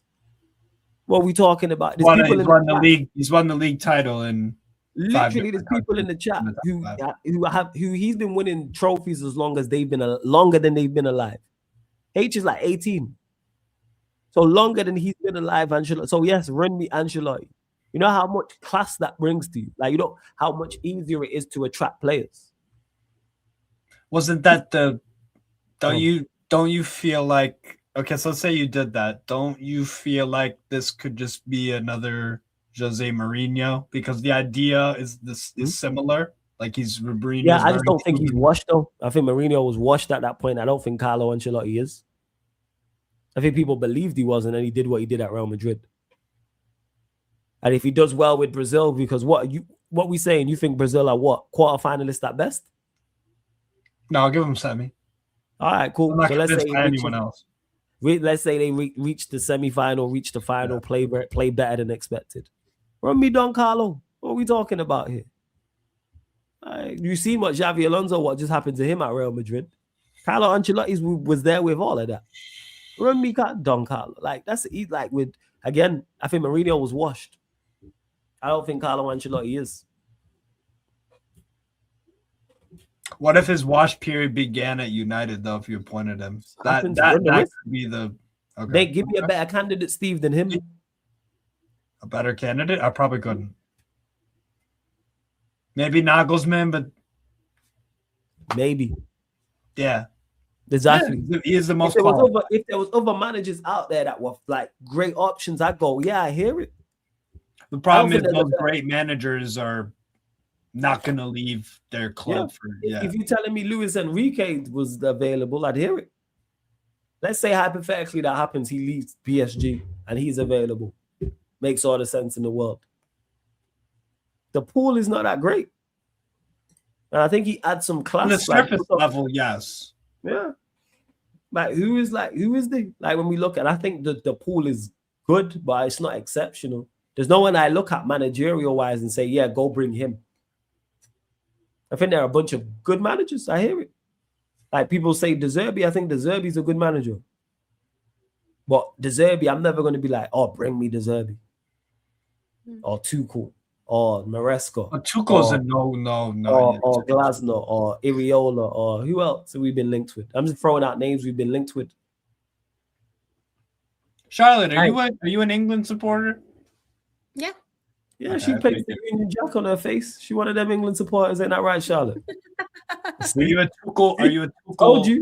Are you excited? England flag on the face. Yeah. Probably, yeah. I probably will own it and put an England flag on my face. Yeah, I'm not gonna lie. Told you, I know you. See, I could tell. Go on. But to be fair, when it comes to Tuchel, I just wanted Southgate gone, to be honest. So anything was like, if you have a brain. I don't mean to be harsh and stuff, but it was one of them where I was like, I just need this guy out right now. So I'd take anything. I would take anything. What was it about Southgate you didn't like? Everything. Yeah, pretty much.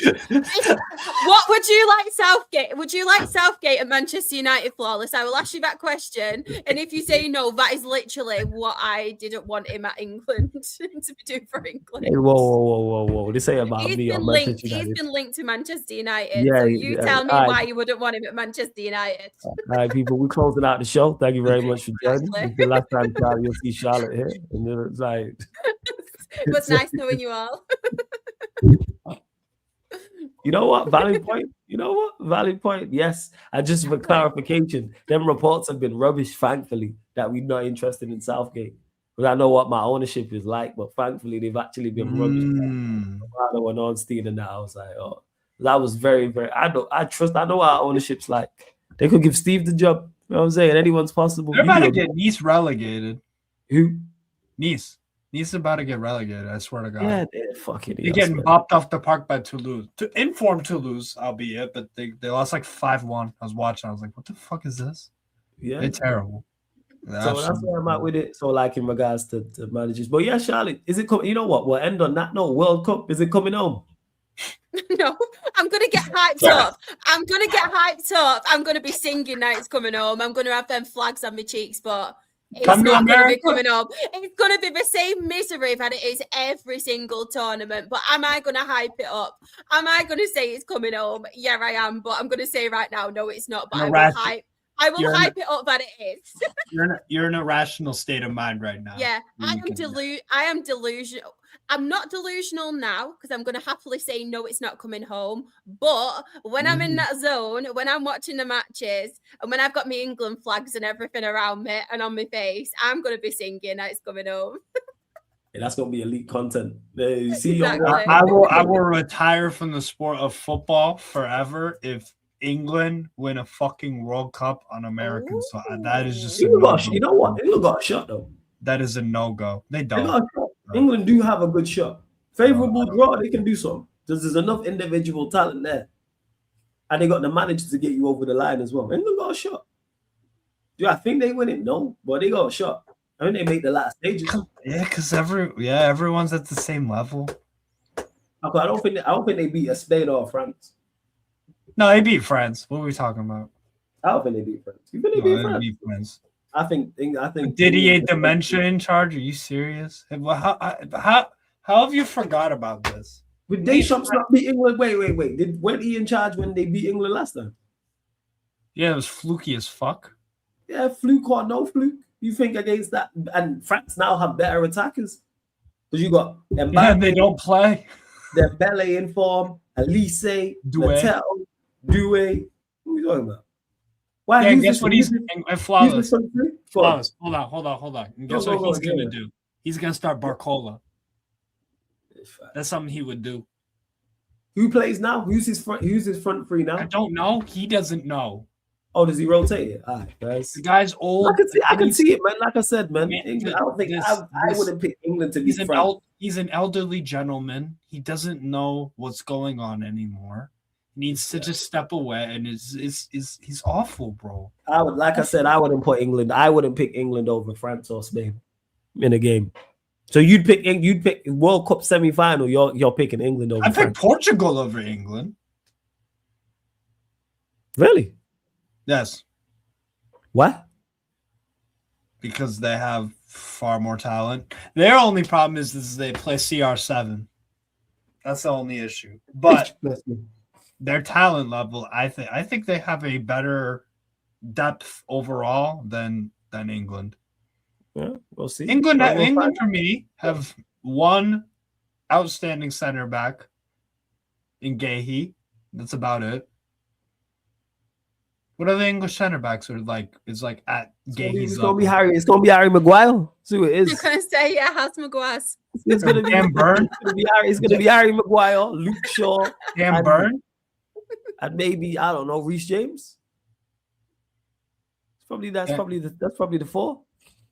I mean, Lewis Hall should be starting left back for them, but he plays more U20 right now. England got a shot. They do. I'm not gonna lie. England got a shot. So you might see Charlotte with the flags on her cheeks. Talk about it's coming home. I'll be singing. Not coming home on American soil. Yeah. I think that would. You gotta do the full face though. You can't do it on the cheeks. Too right. You know I'm gonna go all out for it. You can't do the full. I'll be singing all the England songs, and then we're gonna get beat. We're gonna lose on penalties. You already see it. Such as Bring Southgate back. I'm joking, by the way, everyone. I am joking.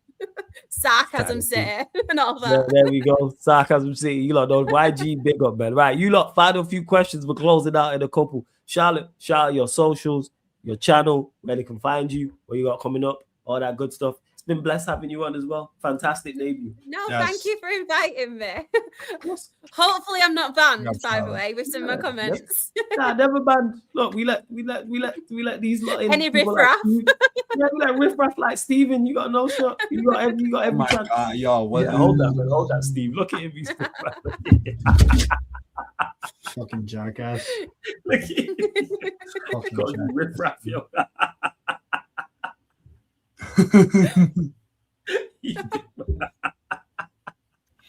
You stupid guy, yo. It's fucking fouling, man. You getting mad at me is crazy work. It's fouling. I didn't actually. I was talking about me when I said riffraff, by the way. Exactly. I was calling myself. I just Floss is laughing. That was flawless. He turned it onto you. He full on. He reversed it onto you. Full on flip reversed it onto you. But if anybody does want to find me, I am SharXRAFC on Twitter. I'm on Instagram as well. I'm on TikTok with the same socials, and obviously the Absolute Football Podcast. On a Monday, it is my non-league show at 8:30, where we talk National League North, National League South. And on a Thursday as well, we cover AFL Championship, League One and League Two at 8:30. But I'm currently on a break. But if you want to support the other people who are a bit more professional than me, go ahead on Thursday, because I'm not very. That's kind of true. I'm just for the banter, to be honest. I just wing it. No, you know your stuff. Charlotte's selling herself short. She knows he's talking to. It depends. It depends what day it is. You know, boy. Hey, Steve Shaw, your channel and everything from. Yes, Strasbourg Steve on YouTube. I'll probably be doing a Newcastle United versus PSV preview stream either in like maybe tonight or maybe tomorrow. I don't know. We'll see where my ADD takes me. So this is what it is. Are you going live tonight? You going live tonight? I might. The stream. Yeah, you know what? I'll just do it. Fuck it. So what time is it? I'm gonna redirect. I'm gonna send them over to you. So set up the stream. Word. Yeah, redirect. I said that. I just did it. You don't get more content, man. I just did it. Cool. I just did it. Let them know what else you got coming up on the week as well, man. The rest of the week and stuff. Trying to think. Yeah, so Wednesday there'll be obviously the match review of Newcastle PSV. Hopefully we win. Probably gonna lose. And then Thursday or Friday, probably Newcastle Aston Villa preview. And then weekend watch alongs as per usual. I might do Sunderland, West Ham, but honestly, I don't think West Ham are going to do fuck all on that. I think that's a failed hate watch waiting to happen, so I might just swerve it. Bayern München, Augsburg at 9:30. Union Berlin, Dortmund on Saturday as well. Lecce, Lazio on Sunday. Then on Sunday, we got SC Telstar versus AZ Alkmaar. Newcastle, Aston Villa. And then FC Metz versus Olympique Lyonnais. So that's a hate watch that will go really well because Andrick is going to fucking tear through Metz about. This guy doing Mets hate alongs, I respect the grind, Joe. Yeah. I respect the grind to the hate. Yeah, it is. I hear it. So yes, you lot coming out. Make sure you subscribe to Steve's channel. Yeah, go on, Steve. Go on. And then after that is Lille versus Strasbourg. Pretty big game. So that'll be watching at 7:45 UK. And that's all I got for. Make sure you subscribe to Steve People, Strasbourg. Steve, we're going to redirect over there as well because he's going to go live. Make sure you subscribe to Where You See Charlotte, which is the Absolute Football Podcast as well. And make sure when you over on the Absolute Football Podcast and you see Charlotte on there, you make sure when you drop a message in the live chat, you say Sarcasm City TV or Flawless or whatever, so they know where they've come from. You know where you've come from, sorry. And big up Saka Laka for the super chat. Appreciate it. Says Arsenal have not lost at home. Manchester United won't change that. I agree. Big up for the super chat. I don't think we win the game. I'm not in the I don't know if it's the minority. Maybe United fans are on the high, but I don't think we beat you lot. I'm not gonna lie. I genuinely don't think we beat you lot. I think we 2-1 Man United. Watch. See, you saying this, Prime's convinced that we win this game. Charlotte, where are you at? I think you're gonna win as well. Score? This is Arsenal bottle season, bro. 2-1 as well. I hope you lot right. I can't see it.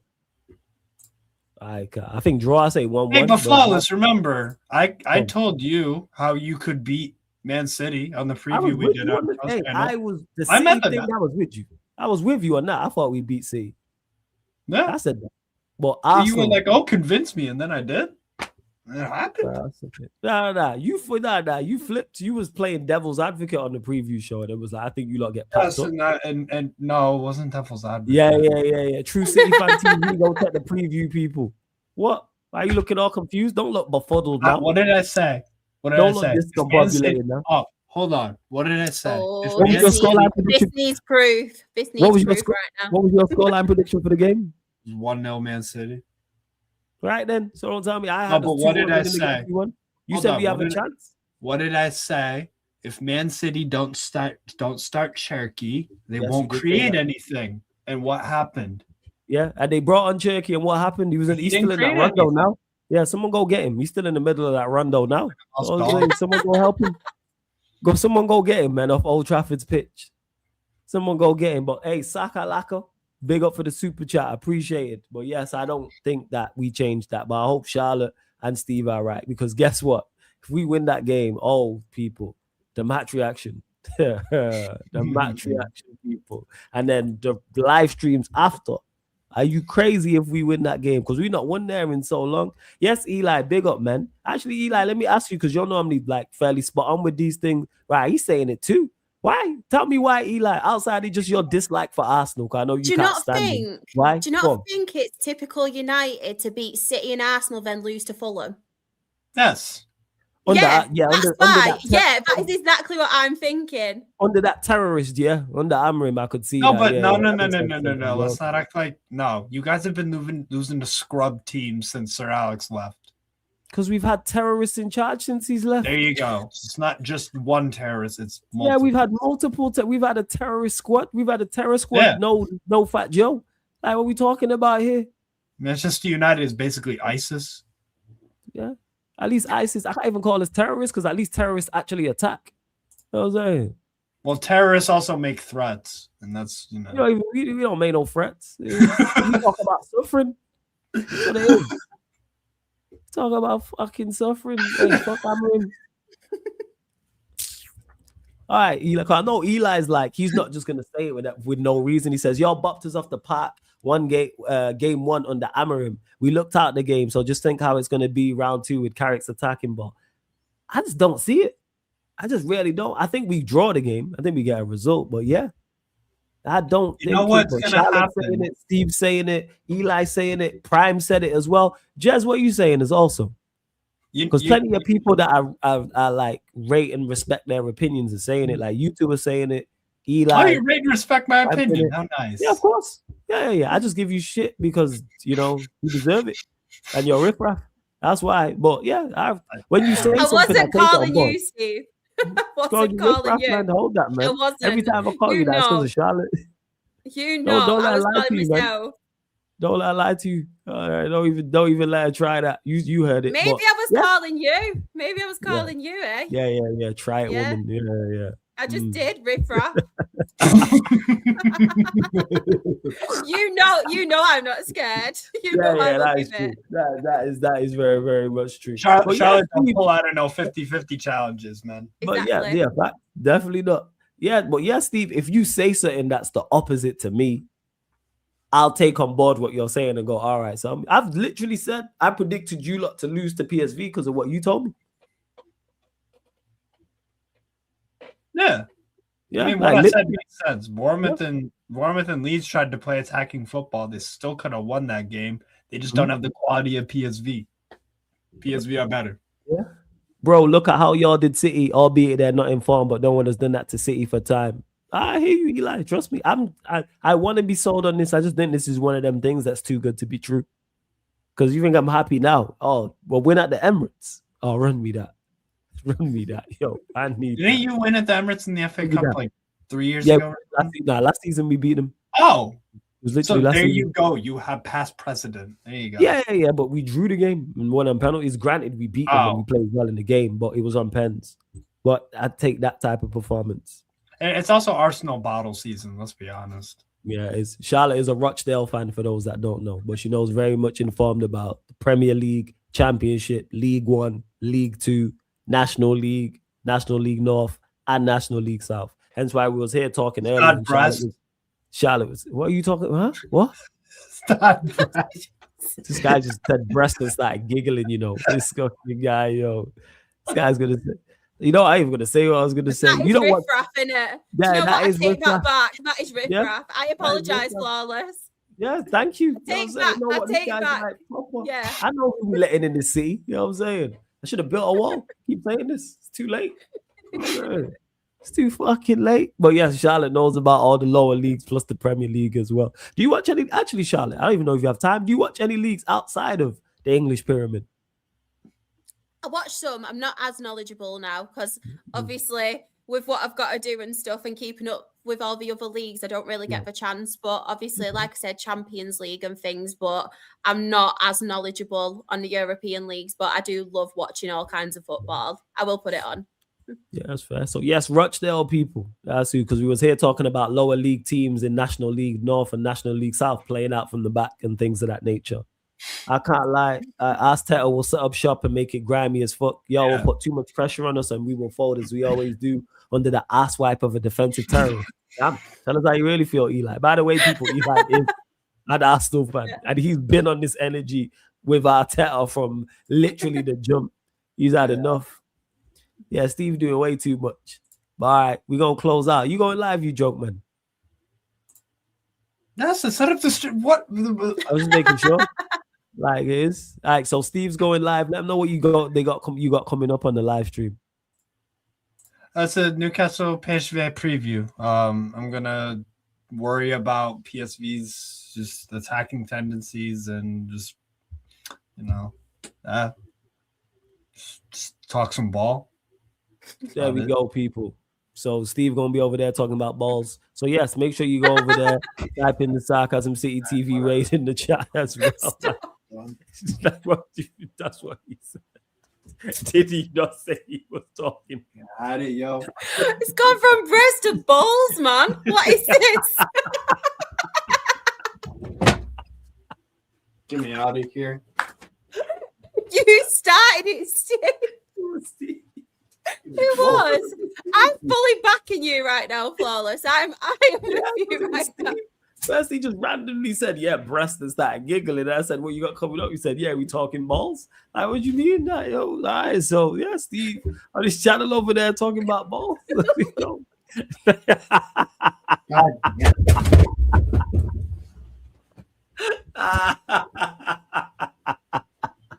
I'm actually crying. Oh my god. Whatever that's what floats he your said. boat, innit? Whatever Why am I floats your crazy? boat. We don't judge. Why am I crazy when he said it? You know what I'm saying? Why am I crazy? Yo? People, hey yo, with me, like Steve said it. I said talk ball, not balls. Fucking Stop, man. Oh, unbelievable. man. I believe my eyes or my ears. Fucking Lord. She doesn't stop. It's never ending. Here, give it a rest, mate. Oh my god. That has done me in. It's just how it's gone from breast to balls. It's just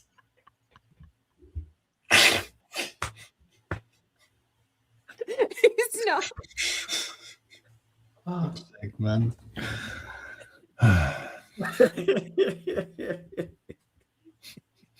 Oh man.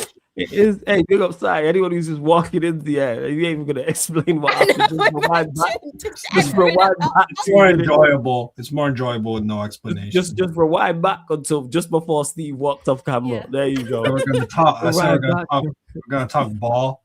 We're talking about ball in a plural. Fucking Lord. Football. Have mercy on my soul. Soccer's deep.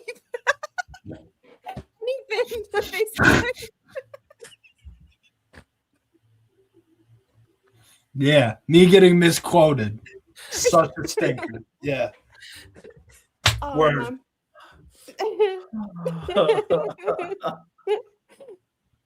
Oh man. Oh no, That's bad.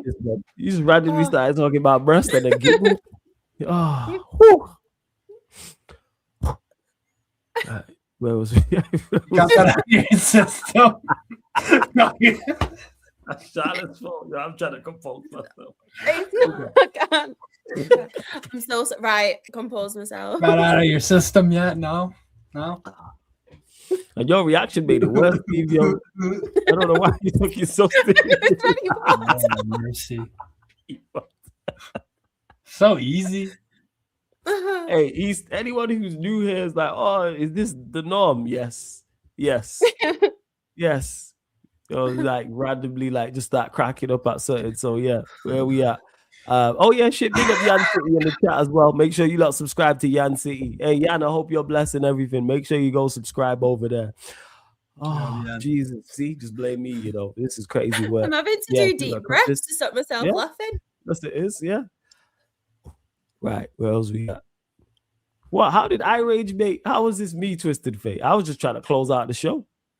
How was this me? But yeah, Steve is doing the the Newcastle PSV preview. So we can go redirect over there. Don't forget. Mm-hmm. Don't forget, run up the like, subscribe. Make sure you subscribe to the Absolute Football Podcast as well. That's where you'll find Charlotte. She'll be launching her own channel new soon. Well, Steve, what's up, man? Talk to us. What's going on? What did you see in the chat, mate? Goofballs. Look at this guy. Look at this guy. See, now he's laughing about goofballs, you know. Look at him, he's finished. He's finished. How is it my fault? Steve said what he said, man. All right, we headed over there right now, man. Big up. Love to everyone that's locked in. Love for having you on, Charlotte, as well. Thanks for joining, man. Thank Appreciate you for having me. joining. Nah, it's been good, Steve. Big up each and every time. What we got coming up? I was gonna say tomorrow, today, people. 4:30 p.m. UK time, Mandem United podcast. We'll be talking all things Manchester United. Then we'll be over on Sarcasm City TV Extra. Real Madrid Monaco, people. That's the Champions League watch-along game I'm doing. So that'll start that probably like 7:45 p.m. UK time. I'm sure more people on the stream will be what people who join you on the stream will be watching different games. And then 11:30 p.m. UK time, I'll be back with the Gaslighter Extraordinaire, me and Vail, talking to Manchester Derby people. Plus, City play tomorrow as well. And then going back to the extra channel, the Spurs and the Rockets are playing each other as well. So San Antonio Spurs, Houston Rockets, NBA watch along. That is 1 a.m. UK time. So make sure you subscribe right here to Sarcasm City TV. Make sure you subscribe to Sarcasm City TV Extra as well. I know I'm not doing Kairat versus Club Rouge or Bodo Glimt versus Manchester City. Nah. But I'm sure someone will be doing it. Be watching it on the watch along. But right, we're heading over to this joke man, Steve, anyway. Sarcasm City Sports Q&A. Yo, can I outro, please? Why am I giving you permit? Do what the fuck you want. Come on, man. I was asking you, interrupted me. I was outro. Yeah, so can you be quiet for a second so I can do the outro? All right. All right. Thank you. Jesus, man. Riff raff these days, man. Can't stay fucking quiet. Shut up.